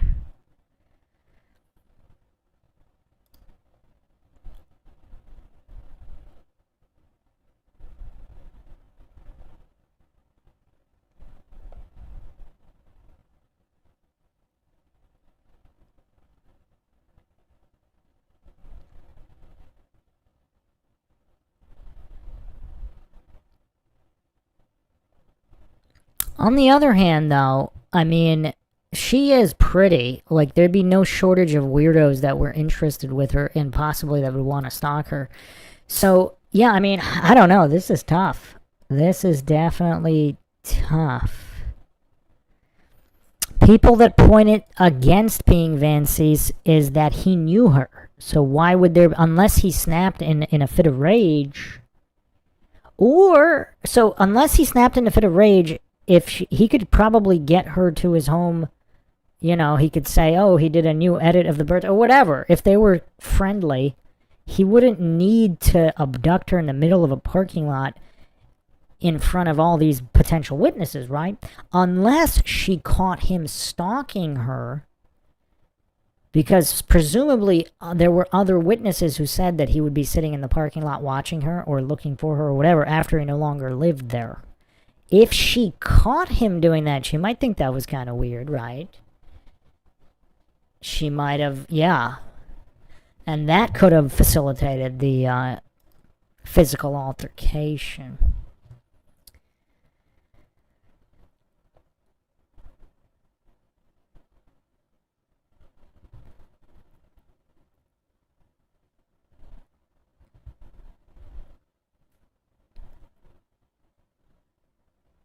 The other thing that's kind of weird, Amy believed that Jodi was alone. But what, again, if she wasn't alone, if her new boyfriend or whatever was over, what if the new boyfriend left and Van Cease or some other stalker is in the parking lot watching her, presumably in this van or whatever, if they see the boyfriend leaving and she's leaving shortly after, or if she's even walking out with the boyfriend gets into his car and leaves, she's getting into her car, and that's when he makes the move. I mean, how many different scenarios are there?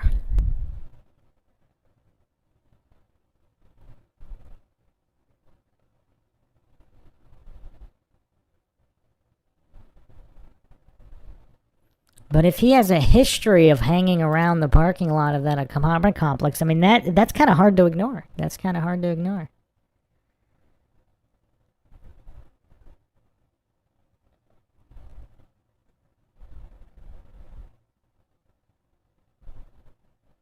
Presumably, he told the police the day of that he was the last person to see her alive, and possibly referred to her in the past tense as if she's no longer alive.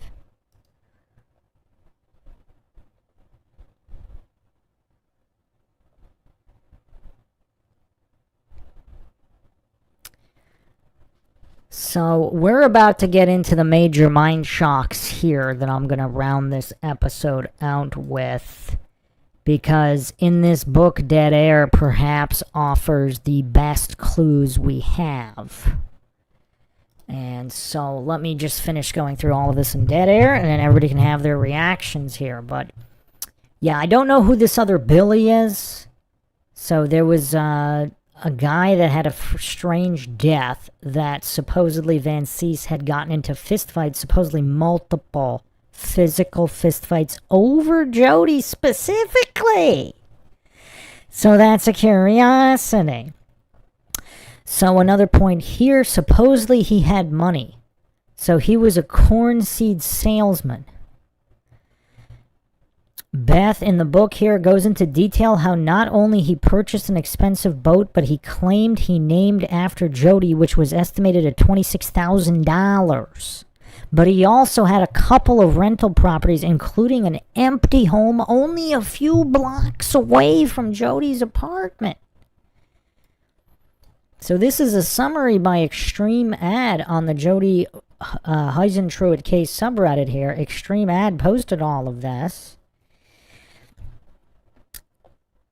When the author looked at his employment history, she found that he had worked at a previous ranch in Newton, Iowa that had connections to drugs and a suspicious double murder. When he moved to Mason City, interestingly enough, she found that he was taking his company vehicle to a car mechanic who was paying his rent to that drug lord who's been named in this case previously. What's even more interesting, she found there was another place that his company would have serviced his car for free, but he was deliberately going to this place. So, the name of the guy is Billy Pruin, by the way. So, yeah, this case has a lot of layers here. This case has a lot of layers.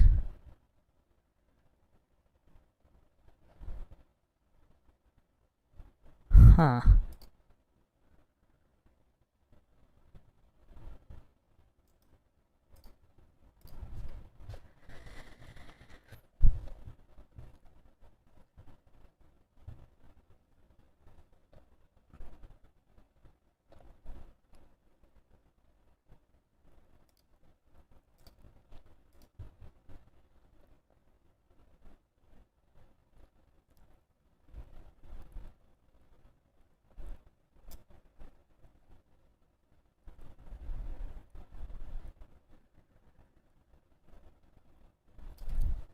So Billy Pruin is the Billy. And there was a fatal shooting here. So Billy Pruin was shot later that summer.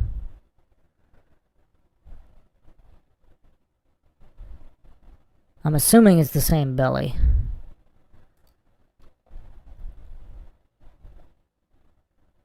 So Van Cease, also interesting, Van Cease did allegedly pass a lie detector test according to FindJodi.com. So, interesting. So Van Cease was a friend of Jodi's who claimed to be the last person to see her alive. He was interviewed by police early on in the investigation, denied he had anything to do with her disappearance, told reporters back in 95 that he passed the lie detector test. So that's what he told reporters. So we don't, again, so we might not know whether he passed or not.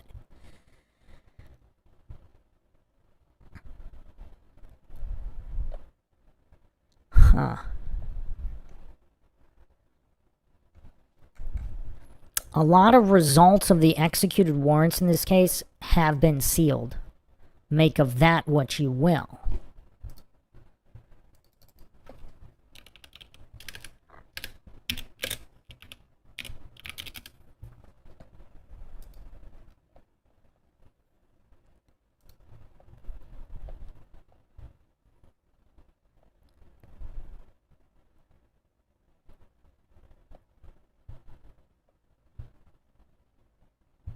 So Billy died from a gunshot wound. Wait, it says 3 months before she went missing? That's weird. Other places are saying he went in 95. Oh, it was before. It was April 4th. Interesting. Interesting.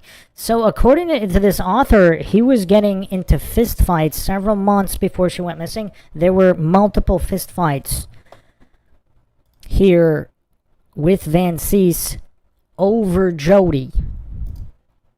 I mean, that's kind of weird if true. Weird if true. Welcome, Critter Mama here. Any thoughts on the case? The chat's really quiet on this case for some reason. So 3 months before she disappeared, Billy Pruin, an acquaintance of Jodi, so she knew him. It doesn't say the exact nature of the acquaintance, but apparently she knew him and Van Cease, so they all know each other. I mean, to completely dismiss that possible connection, that's kind of weird. So apparently there was a freak accident. So Don Sazma, a Minnesota-based PI hired by the Pruin family, tells FindJodi.com that his investigation concluded definitively that Pruin was the victim of an accidental firearm discharge. The death of Mr. Pruin was a freak accident, Sazma says in the latest episode of the Find Jodi podcast. What's weird, though, how do they know that for sure? Because Pruin's official manner of death was initially ruled suicide in 95, and then it has been changed to could not be determined. And this was a gunshot wound to the chest. Now, I assume that's not a standard mode of suicide, but even an accidental discharge. So this was April 4th, 95, before midnight, supposedly. So how do they know somebody else wasn't present there, or that a gun hadn't been... It says an accidental discharge? Like, how would they know? How did they know he was alone?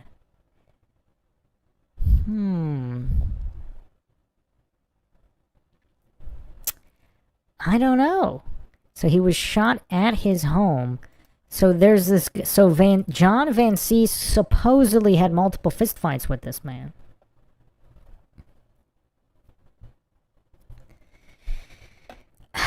So, and there's also rumors he was involved in the drug trade. Again, supposedly unsubstantiated. But supposedly Van Cease has some connections, and he knew both Van Cease and Jodi. I mean, it's so hard to rule all of this out.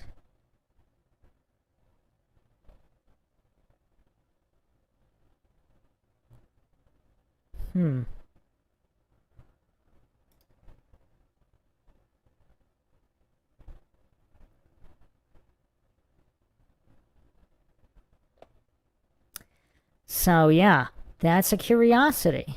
That is a curiosity.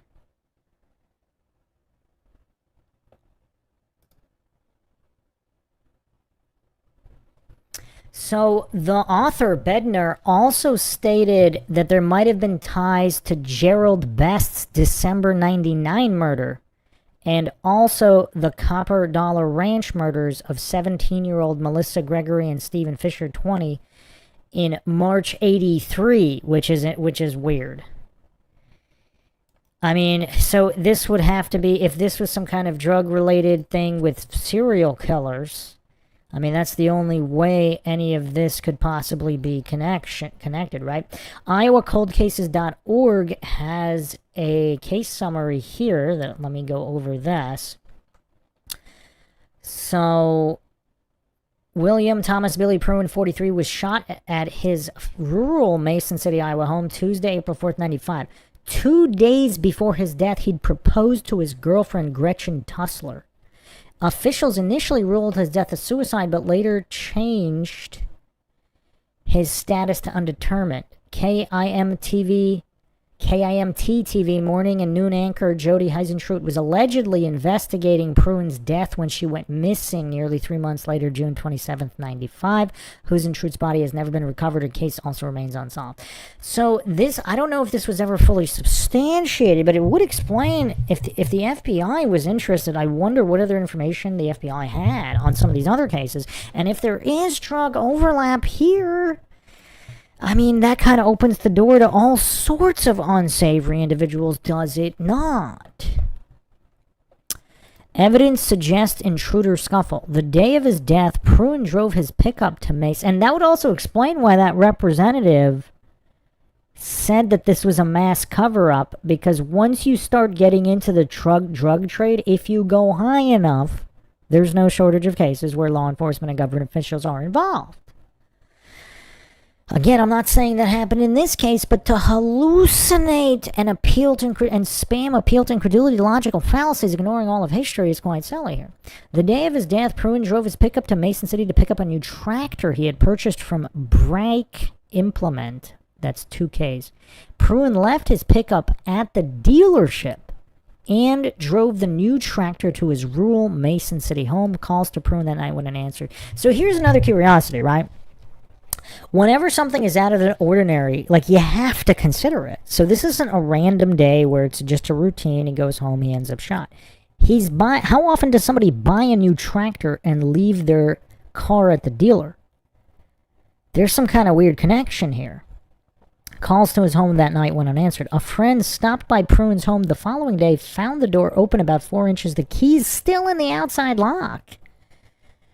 After calling out to Pruin and getting no response, the friend said, this definitely does not seem like a suicide. Why would they rule it that? Like, none of this points to it. Like, you get a brand new tractor, you leave your keys in the door? I mean, that's just kind of weird. Pruin's mother went to check on him. And who was the friend, by the way? It's not named here. That would be crazy if it was Van C's. Pruin's mother went to check on him Thursday, found her... I mean, I would assume that would have been reported if it was, so it's probably not. After calling out to Pruin, getting no response, the friend left. And that's kind of weird, too. You see... So here, hold on a second. If you're a friend, you go to your friend's house that doesn't pick up the phone or whatever, you routinely stop by his home. You see the door open 4 inches, the keys still in the outside lock, and you leave? What? Or is that just an explanation that this so-called friend who's not a friend came up with just in case their DNA is found? Critter Mama says, this is my first time hearing about the case. Yeah, you might want to start at the beginning. This one's a doozy. This one is a doozy. Critter Mama says, I use my tractor as a car. That's very cool. That is very cool. But this guy drove his car to the dealer, left it there as he's buying the tractor. So, yeah, this friend just leaves after seeing the door open 4 inches with the keys still on the outside of the lock. Pruin's mother went to check on him Thursday, found her son dead in the dining room, a gunshot wound to his chest. Nearby lay a spent .44 Magnum slug from Pruitt's gun. According to FindJodi.com, article published May 9, 2006 by KAL's Gary Peterson, a Cerro Gordo County Sheriff's report stated that there were no identifiable prints on the revolver Pruitt reportedly had in his hand. His hands were placed in paper bags, the report stated, but there was no record of any gunshot residue on either hand or on any of Pruitt's clothing. What kind of an idiot would immediately think this is suicide? This is weird. Pruitt's fiance said he was, quote, afraid of something, end quote, several weeks before his death, Peterson said. I wonder, so this guy who knows Jodi, a reporter, news anchor, who also knows Van Cease, who's supposedly involved in some shady activities we'll get back to in a moment, they all know this guy Billy, who Van Cease has supposedly had multiple fistfights over Jodi with, and this guy's afraid of something. Jodi says she's being watched or stalked. What is going on here? But Van Cease is the only guy to come out of this unscathed. That's a curiosity out of this triangle of people who know each other. But how did PIs conclude it was a freak accident? How could it be? Why would he have his hands in paper bags? What? Okay, before writing his May 2006 report, Peterson said he'd sat down with Laney Good, one of the people who knew both Jodi and Bill. Good believes, Peterson wrote, that Pruitt was in a hurry to get into his house. He left his keys in the outside lock of the door, crossed the kitchen, and entered the dining room getting his revolver. Somehow his revolver discharged, and Good believes there was a struggle and Pruitt was shot. In her book, Dead Air, The Disappearance of Jodi Huisentruit, author Beth Bednar also cited possible connections between Pruitt's deaths and Huisentruit's disappearance. In a December 2nd, 2011 phone interview with Iowa Cold Cases' Jodi Ewing, Bednar said that Huisentruit's 95 disappearance and Pruitt's death possibly have ties to Gerald Best's 1999 murder, as well as the brutal Copper Dollar Ranch murders of March 83. And yeah, maybe in the next episode I'll go over those cases to see if there's a connection here. On February 20th, 2015, a Black Hawk County jury found Fisher's estranged wife. So the murders of 17-year-old Melissa Gregory and Stephen Fisher, 20 years old, in March 83. So that's over a decade prior. A Black Hawk County jury found Fisher's estranged wife, Teresa Terry Supino, not guilty of 2 counts of first-degree murder in the Gregory Fisher double homicide. Pruitt's cause of death remains officially listed as undetermined, although the lack of gunshot residue on his hands and clothing suggests he neither pulled the trigger on the .44 mag nor fired the fatal shot.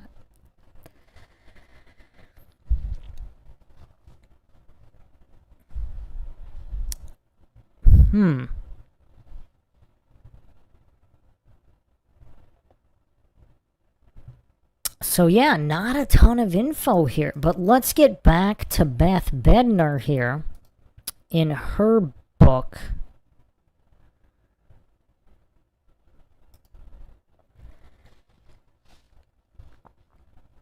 So when he moved to Mason City, so yeah, he's taking a company vehicle to a car mechanic who is paying his rent to the drug lord. So I don't know what drug lord they're mentioning here.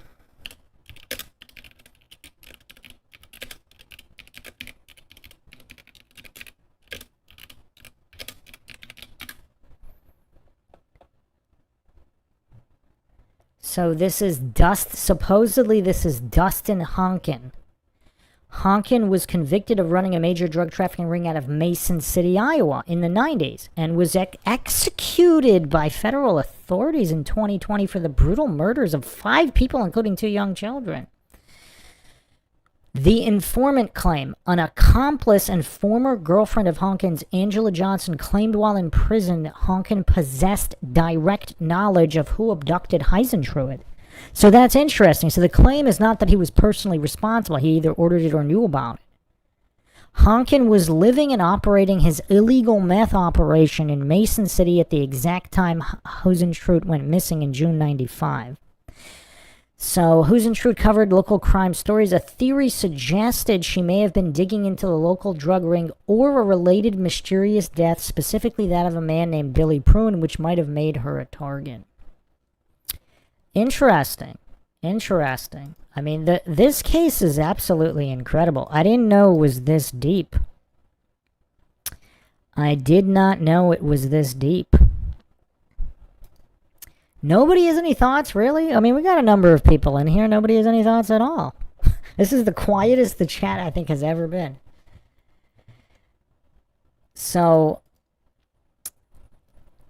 again, if this is true, the car mechanic is paying rent to Honkin, drug lord, serial killer. Now, apparently, his company could have serviced his car for free, but he went to this other mechanic instead. A friend claimed that he walked with her the morning of the abduction. It turns out, according to the author, she says in the book that he canceled on her last minute. That's not what she told the Oxygen documentary series as well as 48 Hours. The author says this friend, some people say to be believed to have moved with him to Arizona later on and was romantically linked to him. Birthday party claim. This one is very explosive. According to the author, one of Jodi's friends told her that the night of her birthday party, her friend Ani, who in the 48 Hours segment, the friend took her keys by accident and Jodi was stranded. Apparently, Jodi spent the night at John's apartment, sleeping on the couch. She supposedly later confided in one of her friends that he attempted to date rape her that evening. This has never been reported before, but boy does it change everything if true. She wouldn't have gone to his place to watch the video if true. Okay, so if this bombshell claim by Ani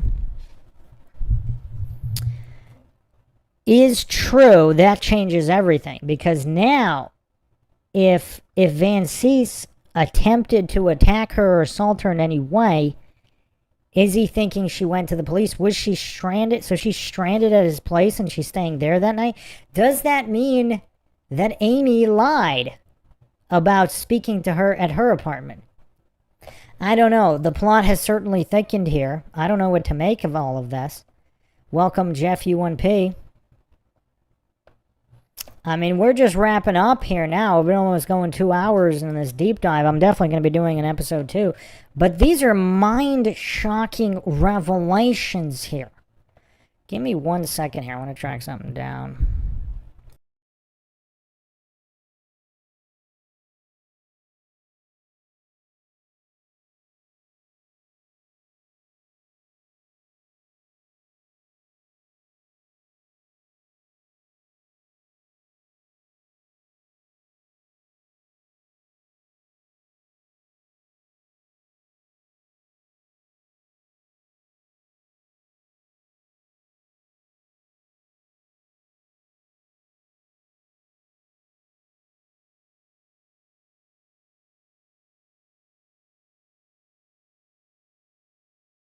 So what's curious here is that Ani, or Annie, I don't know if that was like a typo, apparently she's close friends with Jodi. They said they went water skiing with Van Cease on his boat. So she only in the, so is it only in the book that it's mentioned, this rumor is mentioned, and she doesn't? I wonder if the FBI told her not to say that in interviews, in public interviews, and the author dug deeper, because we really don't know. In a lot of these cases, that's what happens, and that's kind of what accounts for deferring statements. User since deleted on Reddit said this: here's what I think happened. Jodi's friend was pointing out people involved in drugs locally to protect her because she was a little naive. One of these was an associate of Van Cease, who, by the way, do corn seed salesmen really afford boats? Beth Bednar wrote how the friend, Jodi and Van Cise, had boating parties together. Van Cise has the friend taken out over overhearing said conversation. I'm assuming this is Billy. So Van Cise talks Arizona up and tries to get Jodi interested in a move there. Jodi's journal has mentions of Arizona. She starts receiving disturbing phone calls. Maybe as a helpful push to make the decision to move. Was the last night Jodi was seen alive the last attempt to convince her to move to Arizona with him? She was supposedly going to change her number and report the calls the following day after golf. Wait, hold on a second. So not only does she mention being followed by a white van, if it was the white van, stories could have gotten conflated, but she's said she was being stalked, and she's also receiving phone calls, and people are saying there's a white van watching her, but then Van Cise is also watching her, presumably not in a white van, but in his personal vehicle, in the apartment parking lot where he no longer lives. And he's that loaded, he has all these real estate properties and a boat? We may never know. It's time to bring Angela Johnson and ask her about Van Cise and his role in the drug rings. Who was in Honkin's CCE with her that he did the killings? She knows. So this is his ex-girlfriend or informant, whatever, Angela Johnson. She just isn't a public push for it. And by the way, who was receiving the drugs and not paying for them? Same person who was the last to see one of the victims alive. Is this Van Cise? Angela doesn't know why in their murderous rampage they spared a freeloader's life. Yeah, the more I look at this, like, is it really possible Billy Pruin, just coincidentally, who knows both Jodi and Van Cise, supposedly has fistfights over Jodi with Van Cise, just dies coincidentally, and it has nothing to do with anything?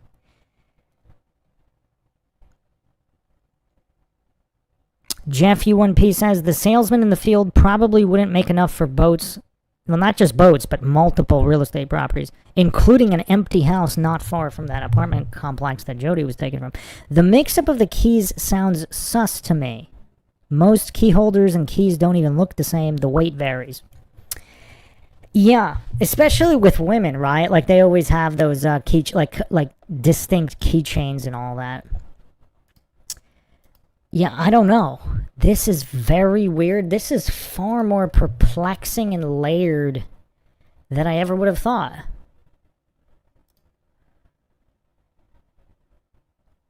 So the more I look at this the drug issue, supposedly Mason City was this major drug corridor. And there's a whole bunch of serial killers and drug runners connected to this drug corridor, which opens the door to just so many people. And so if Van Cise didn't do it, it sure looks like he was in the middle of something regardless, doesn't it?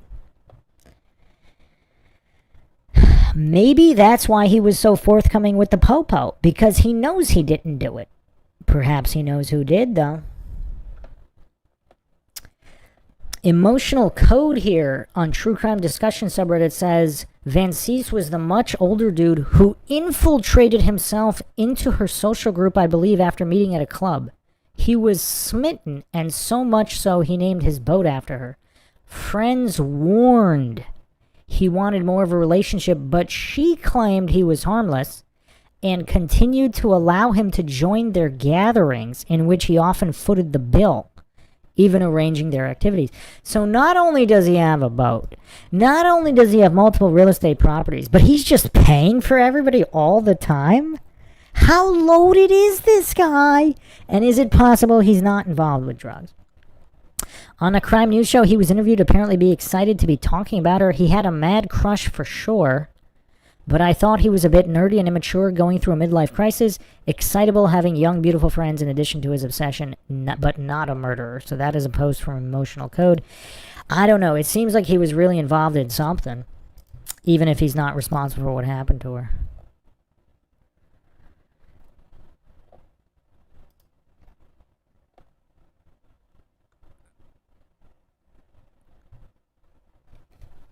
Another interesting comment here by CMT50. The producer would have had to hire someone or have help. Wasn't she, the producer, the one that had to do the early show when Jodi didn't show up? The producer said she was annoyed at having to do the show. And I think that this is a response to a comment that has been removed. I'm assuming the comment is saying that something happened at the news station. Let me see if I can recover it.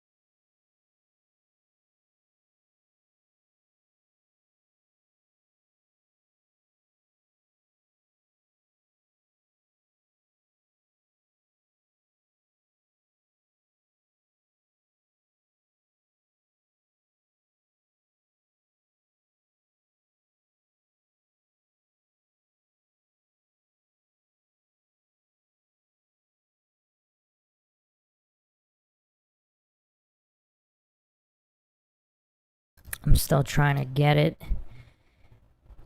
But so I think it's possible there seems to be some kind of an overlap between what's going on at work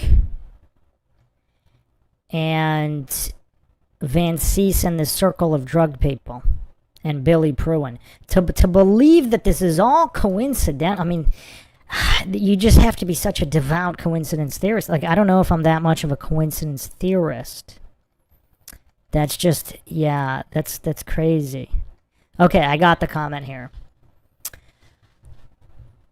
Might Jodi Huisentruit's producer have wanted her dead? Seems like a red herring alibi in making to say the person called her at home and asked her why she wasn't at work yet. At which time Huisentruit said Jodi was running late and would be there shortly. When the police were called when she didn't show up, that's not normal. Who calls the police if an employee doesn't show up for work? Someone who perpetrated the murder and doesn't want to look like a suspect. What murderer reports concern to look like he was not involved but is just caring and worried about who didn't show up because he or she was suspected? Are you kidding? Okay, so they're alleging that the producer might have wanted her dead. Yeah, I don't know about that, but it seems like there was something going on at work and there's some kind of overlap with this Van Cease guy and his friends and Billy Pruin. And I also think I don't know if I can buy that there's no connection at all to the work situation. She's a reporter, anchor, whatever. I mean, that puts a real target on her back. She's involved with a news station.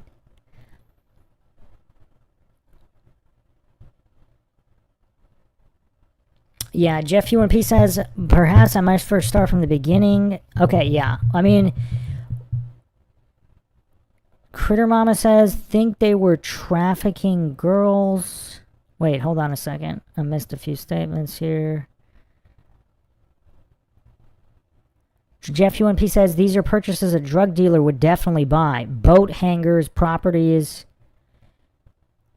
with the water, unsuspicious drug transports could be a large operation. Definitely a reason to whack someone about the street. Well, there's also the story supposedly that this guy tried to force himself upon Jodi. In which case that would be motive. And if she didn't have her keys and she was staying the night over the previous night, again, all of this seems fishy, especially this producer's story that she spoke to Jodi. How do we verify that? All of this is fishy. Jeff UNP says, money is the main motive of murder. If love, hate, accidents, or boredoms and rituals are out of the question, the drug angle will be the most... I think there's overlap here, actually, right? Because if this guy is involved in drug issues, maybe he's even supplying Jodi. Maybe he's supplying other people at the station. They're, news, like the main news anchor, some of these producers, they have money. And, the young people, parties, etc., and if he's got ties to this major drug lord who's also a serial killer, who supposedly said he knows what happened to her, whether he ordered it himself or not.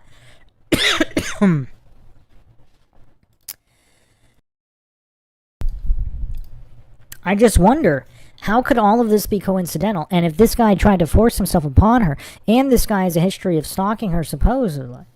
So yeah, I mean, we kind of went over a lot. I'm definitely going to be doing a follow-up episode here because there's so much more to go over. Now, whether Van Cees did this or not, I'm not sure it's possible. I don't know if it's possible he's completely uninvolved in anything. And the Billy Pruin situation, this guy got killed just a few months prior. And was also, apparently, according to his fiancée, concerned for safety in the weeks leading up to his death. And he also knows Van Cees. I mean, this is too many coincidences. Again, I'm not saying any of these people are responsible for what happened to Jodi, but to think it's all unrelated, that kind of a coincidence stack? What kind of goof would dismiss all of this? I mean, this is wild.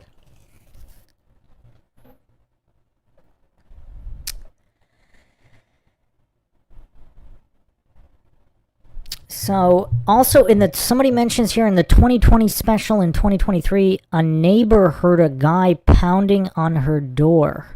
And this is also mentioned in the book. That morning? Was it that morning? In the book, it also states that there was blood and makeup smeared on the car, but nowhere else is that stated.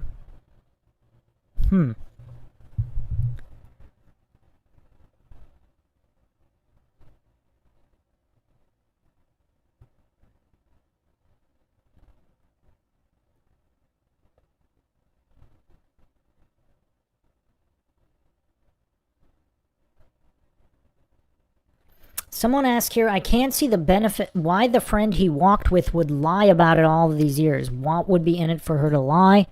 Northern Sky here with the post on the official Jodi Huisentruit case subreddit. Or not official, whatever, just Jodi Huisentruit case. I tend to think she stumbled into defending Van Cees because he was her friend. And then she kept going over the years from testifying before grand jury to a moment on Up and Vanished where she won't budge even slightly on her timeline, which contradicts other accounts of that morning, and instead she accuses someone else of being obsessed with Jodi and killing her. When the case heated up again as a result of the 2017 search warrant and subpoena, she went public with her story in 48 Hours, the Frozen Truth podcast, and Up and Vanished in 2018, 2019, and 2020, respectively. So this is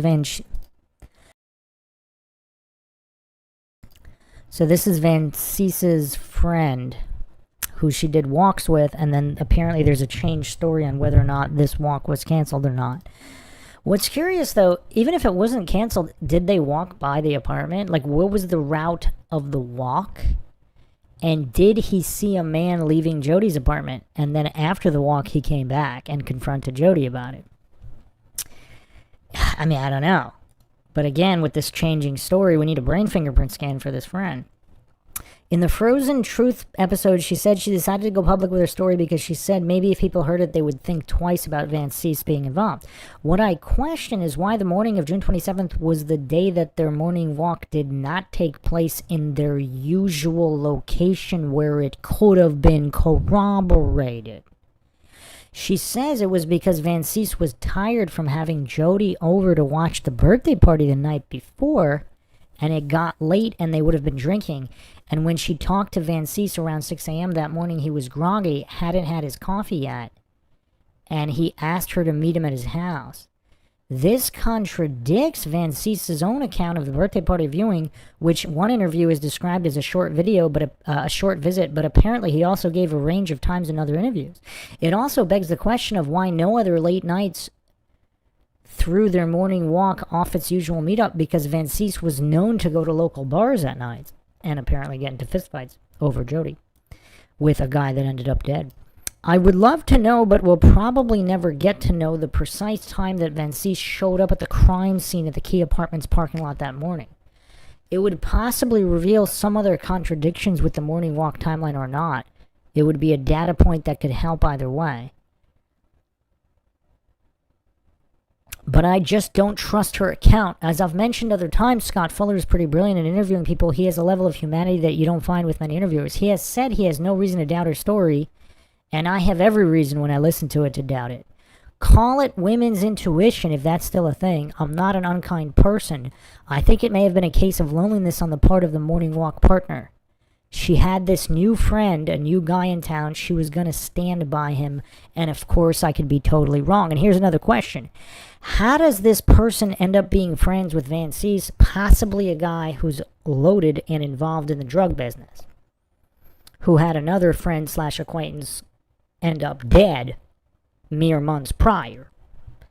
So is he supplying this woman with drugs? And if she's, again, I'm not claiming this is true in any way. I do not claim anything is true and true. But if he's her drug connect, especially if he's letting her have some for free, of course she's going to stand by him, right? Some responses here. I could see that too. I heard they hadn't actually been taking their morning walk in something like at least a month, but all of a sudden on that day, they not only walked, supposedly, but in a location they hadn't usually. That's interesting. I have my doubts about the whole Jodi and Van Cease birthday watching tape situation on that Monday night at his place.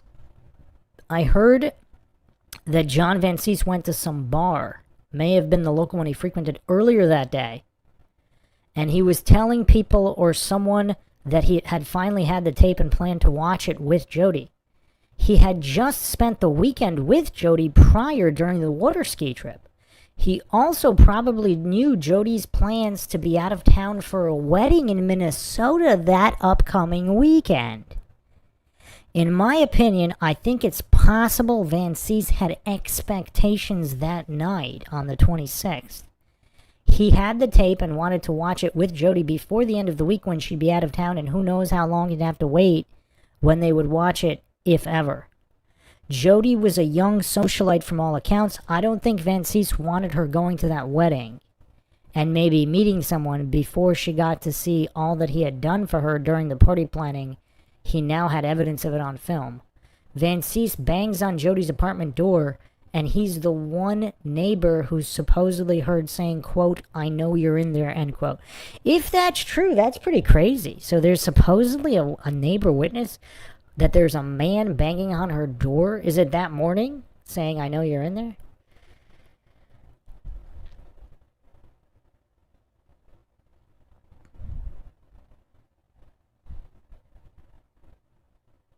Other people are saying they doubt the birthday tape viewing ever happened. So was this the day before where he's banging on her door? I mean, this is kind of weird. If this can't even be corroborated. Jeff UNP says, changing routines is always sus, especially when after your bar fight people end up dead. Yeah, it's weird. Jeff UMP says, if he is the kingpin over there, he probably knows at least what went down. Yeah, if it was connected to that, yes, he would. So this, yeah, I mean, this is all really weird. So this guy was executed already, but I wonder, I'm sure they asked him about it. I guess he denied it, but they should have offered some kind of deal, right? Why didn't they do that if he really, I mean, unless they thought he would lie, but if he could corroborate with evidence.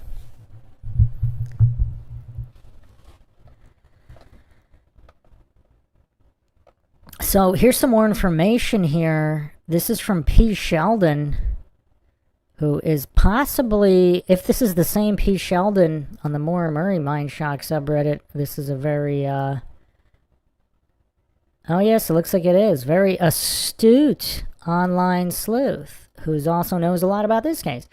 That's what I'm thinking, that the birthday tape viewing never happened. In my opinion, I think Van Cease built up this huge desire to have Jodi watch the tape with him, and that desire grew increasingly larger the second he had the tape in hand. He probably was anticipating Jodi being equally enthusiastic to watch it as he was, but maybe he called her and she said she either didn't have time or didn't feel like watching the birthday tape, and that enraged Van Cease enough to drive to the Key Apartments, knock or bang on Jodi's door. Who knows what happened after? Jodi had just spent the entire weekend with Van Cease, sleeping at his son's place for the water ski trip and then going bar hopping after. I doubt she was enthused enough after a day's work and the golf outing to want to watch a video with Van Cease of the birthday party he threw for her weeks prior. A little creepy, in my opinion. Jodi seemed to be in a completely different place emotionally than he was. Her last diary entry showed she was thinking about her career and moving on. I think Van Cease was catching on to this, and it was sinking in that Jodi had plans to move on in life and leave Mason City behind, which also meant leaving Van Cease behind as well. So that's curious. Is that not curious? Wow.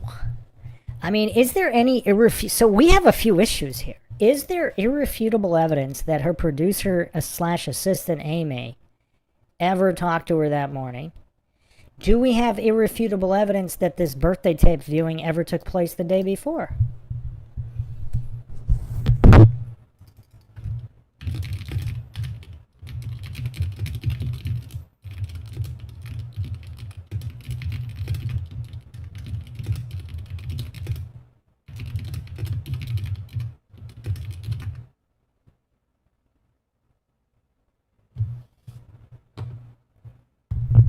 So it looks like Van Cease is the only person that is there. I'm trying to find here. It looks like there is no evidence. There are no other witness that corroborated that she went to his home to view the tape. And I wonder if he said that.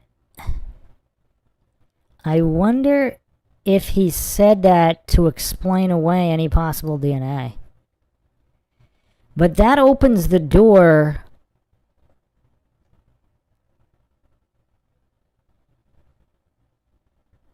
That opens the door.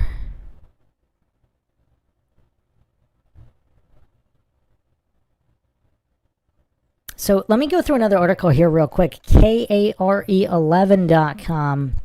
Huisentruit evidence released to the Oxygen Show. We'll go over all of this more in episode 2 because this is going to end up being a series. We got so much information to go over here. So this was posted February 16th, 2020 by Lou Regus. So, in the Up and Vanished, a group of on-camera producers call retired FBI profiler Jim Clemente, which we've gone over in a few cases, whom they say did his own investigation years ago and showed it to the Mason City Police Department.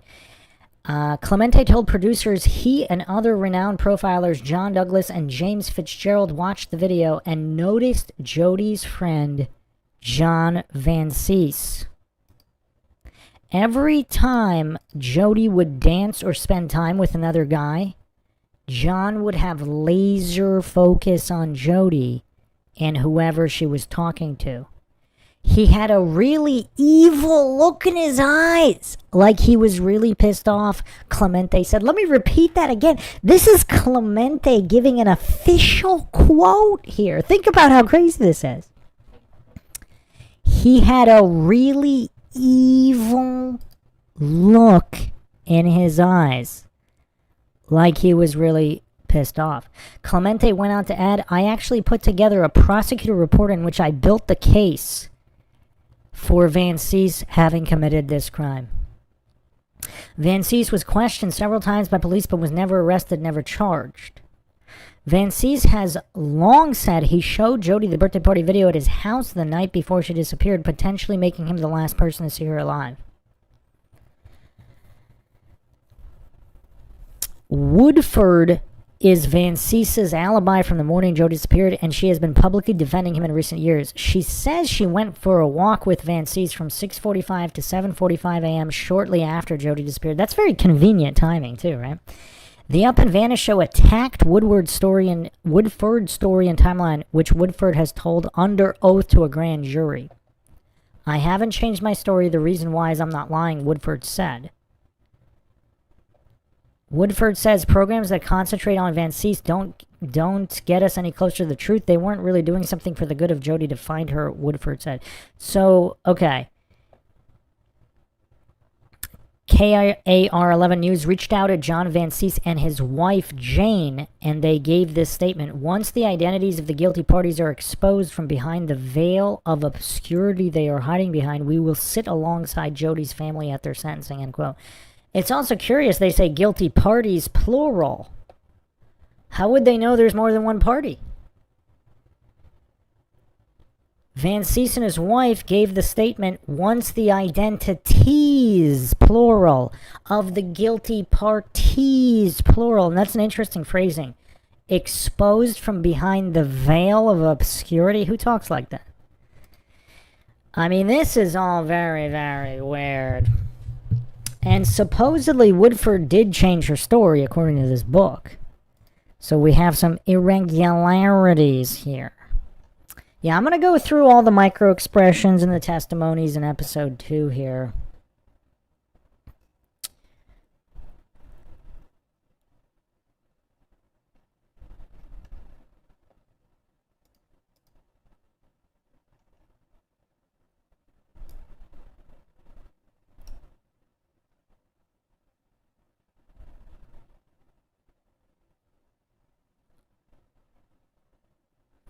So apparently the police interviewed them at 9 a.m. and they said they heard, so it was more than one person said they heard a woman screaming that morning, so.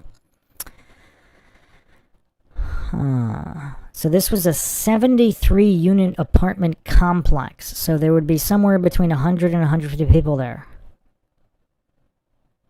And there were several people who reported the scream.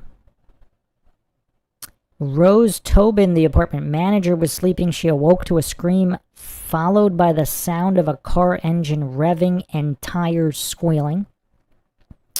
Keith and Betty Walsh were also asleep, awoke to a woman yelling for help. They thought it came from someone playing in the park because the voice sounded surprised, not frightened.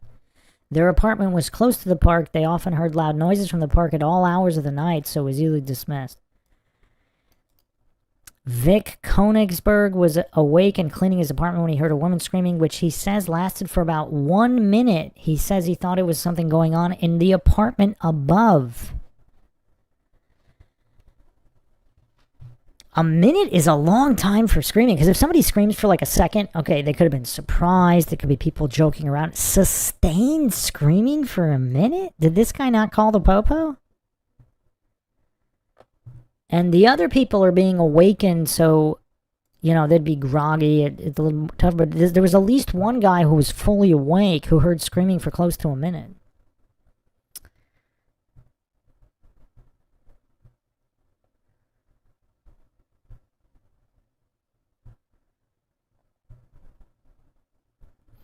I mean, there was also a lot of shady individuals in the area as well. So that's, that's tough.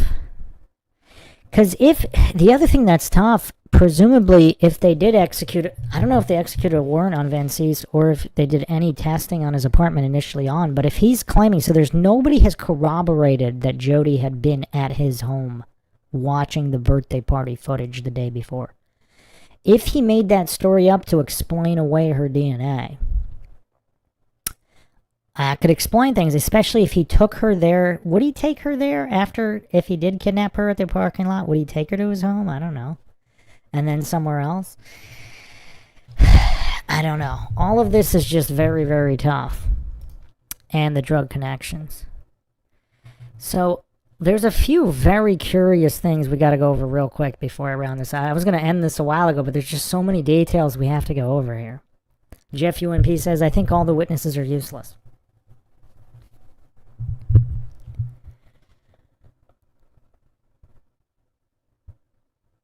The Ant One says, I've been a bit silent because I'm catching up, but last I checked on the case, it is theorized John was obsessed with Jodi and he was the last person to see her before the disappearance.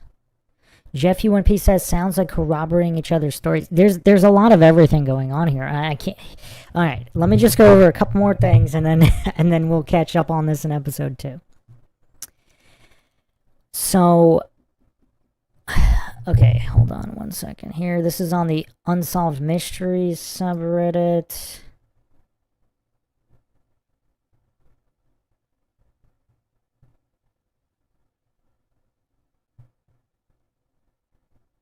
So some people think her best friend's husband did it. This is the Minnesota property that was searched. So this is the property in Winstead, Minnesota that apparently was searched at least twice with the home demolished and then searched again. So her best friend's husband supposedly was also obsessed with Jodi. And supposedly he did own the type of van that was seen speeding out of Jodi's apartment complex. This is what I brought up in the beginning. So this van here, you'd have to double check all of these individuals. So if her best friend's husband really owned the van, so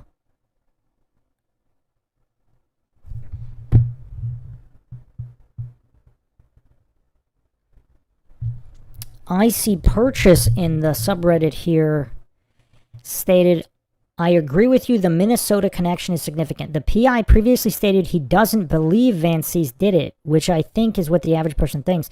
The only thing would be that Steve Ridge said this person was investigated early on, and when I watched the documentary, I don't believe the friend's ex-husband was. I think that's a newer connection, but I could be wrong.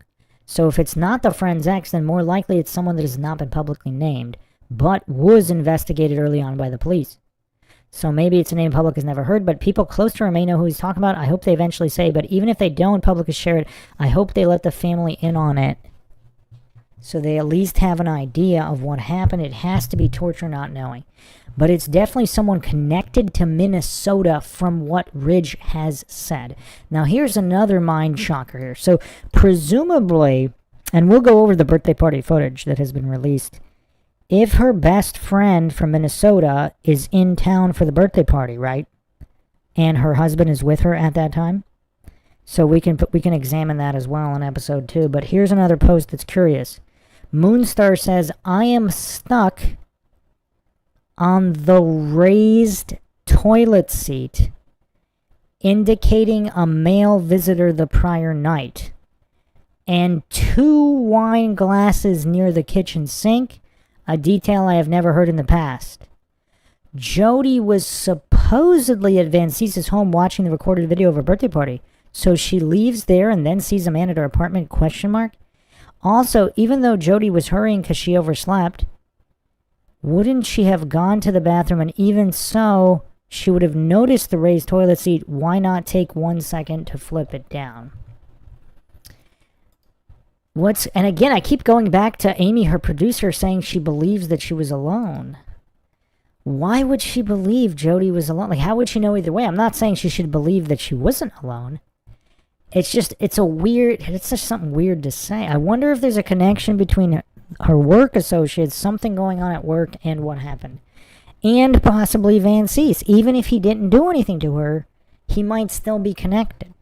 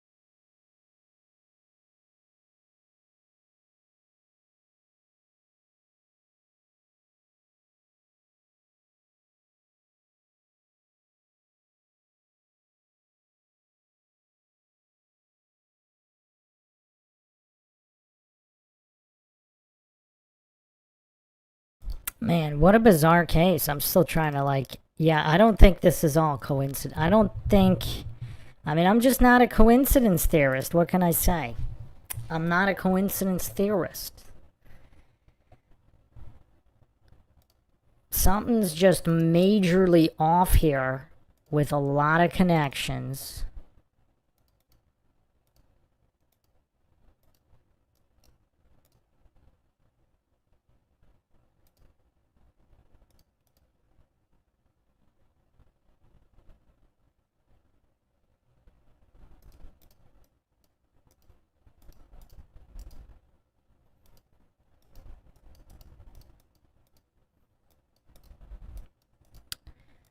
So if there's 2 wine glasses and the toilet seat is up, what does that mean? Male visitor?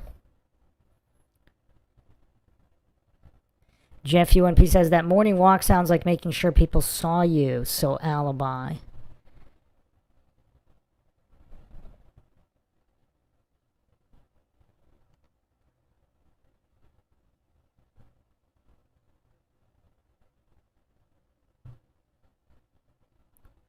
Critter Mama says, I'm not buying they took the wrong keys thing. So, okay, if there's another female involved here, I wonder if, yeah, if there's another female involved, did they set her up for something? Because you have multiple people saying that there's multiple parties. Is that also kind of strange? Because Amy, the producer slash assistant, says there could be 2 people involved. Then you have one of the primary persons of interest, possibly the last guy to see her alive, Van Cease, and his wife making the statement when they get the parties, plural, responsible. You have multiple people. You have people from 2 different circles of her life. You have a work colleague and her friend. They're both making the statement that there's more than one person involved. Does anybody find that? Why would you say that? If you think it's a stalker, whoever, why would you say it's more than one? I mean, this is a very curious case. This is curious. I'm not sure if I've ever seen any other case where a woman goes missing, it's theorized it could have been somebody obsessed with her, and people in different circles are all saying it's more than one party involved. That's just weird. That's just weird. It's almost like they could possibly be connected. These circles could have some overlap, and people know something.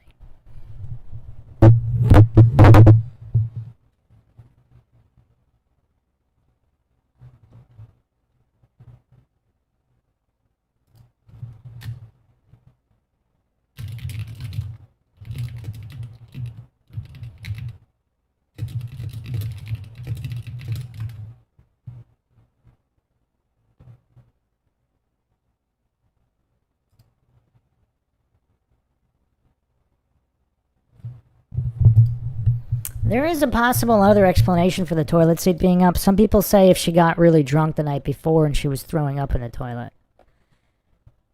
I didn't think of that because I don't get blackout drunk and throw up. So, yes, that is an interesting detail. But the 2 glasses...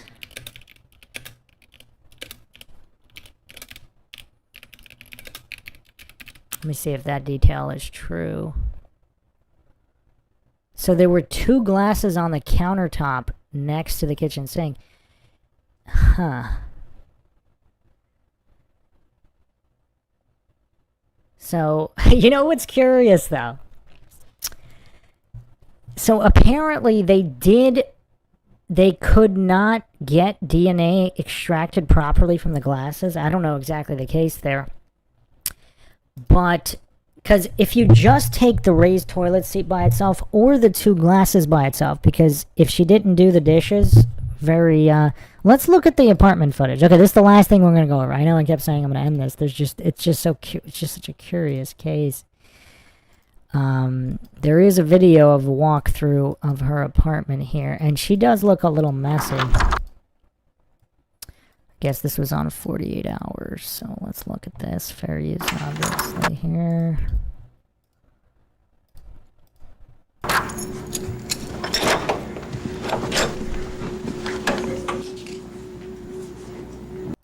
I mean, not that messy. I was just headed out to work.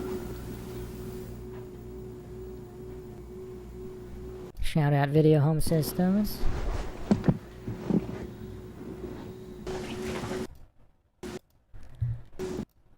Where are the 2 wine? I don't see them.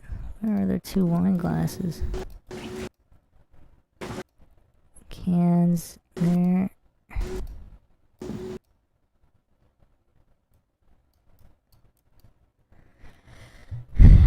I don't really see them here. But So one of them has lipstick on him and one of them doesn't. So that's the counter to the people saying, oh, she just didn't have time to wash them. So we have, and in the bathroom here, they intentionally don't show the toilet for some reason. Might not know what's going on. This is clearly a very active young woman, as everyone is. I don't know if it's intentional that they clipped it out, but they don't show the toilet seat.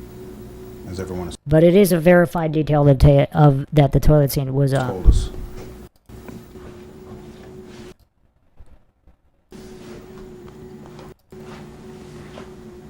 Yeah, it's actually not that messy. So yeah, she probably wouldn't have just left the glasses there.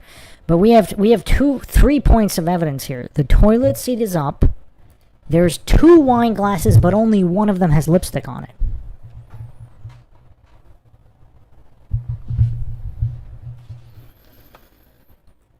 Which again, for the people saying, okay, well, she could have drank the other one before she put lipstick on. Maybe, I guess.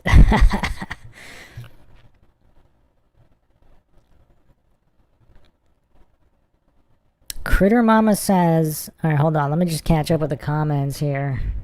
But we're on 2.5 hours here for episode 1. I mean, kind of par for the course for a MINDSHOCK deep dive, but because there's just so much to go over here. The Ant One says there was another suspect whose names escape me that either owed or borrowed or rented that white van, who was also obsessed with Jodi and had the back of the van made into like a sex dungeon. Wow. I'll track that down for the next episode.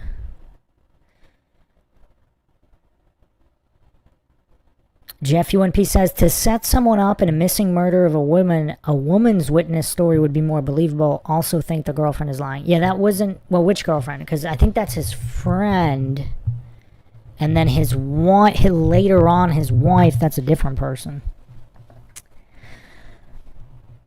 The Ant One says, unless I'm misremembering or it's involved with a different case, but I'm sure it was related last time I looked at the case, might need a refresher after this podcast. Oh, you mean the van that looks like a sex dungeon? I haven't seen that cited here, but Critter Mama says, I guess my thought is the girl got her there and the wrong key thing, money or drugs or both. Her friend might also be jealous. Jeff UNP says, if I have the power to whack you after a fight, I wouldn't whack a lady myself. Jeff UNP says, toilet seat is proof of a man, definitely. Unless she was that ill and vomiting, but I don't think there was evidence of vomit, so yeah.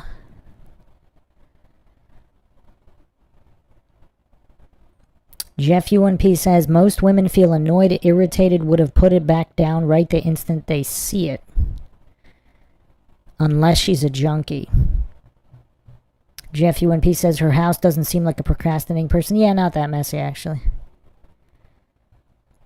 Jeff UNP says the wine glasses is definitely proof of a man, together with the seat, if you ask me, or it was done on purpose. Presumably also, I keep going back to Amy here, her producer slash assistant or whatever, who said she believes Amy was alone, but she believes she was harmed by possibly 2 people. And also the last person. So what's curious in this case, we don't have verification that the person claimed to have spoke to her last actually did, and we don't have verification that the person presumed to have seen her last the night before actually saw her last and she was there. Isn't that curious? So both the last audio contact and the last visual contact are both unconfirmed in this case, and both these individuals claim there's more than one party responsible. And yet, Amy also claimed she believes that she was alone. You would think she would know the details about the glasses in the toilet seat. Something doesn't add up with both Van C's and her producer. It just doesn't add up. There's a missing piece here. Jeff UNP says, Mama is right, sounds a bit like a setup. Indeed. Yeah, there's something off here. And it might not be the male jealousy. Perhaps it was female jealousy. But the overlapping potential drug situation doesn't make any sense. And the other acquaintance Billy, who ends up dead a few months prior, doesn't make any sense. So, yeah. Anyway, that's a wrap for episode 1. So, yeah, definitely a case that deserves the mind shock treatment with looking at all of this. And obviously, justice delayed is justice denied. If you want to help support the Mind Shock podcast, help keep up awareness in missing persons cases, cold cases, unsolved cases, wrongful convictions, and more, you can donate to our PayPal. Check the link in the description. Make sure to subscribe, like, and share Twitter, Facebook, Reddit, and Patreon. This is Bruce McGuire signing off. Catch you guys next time.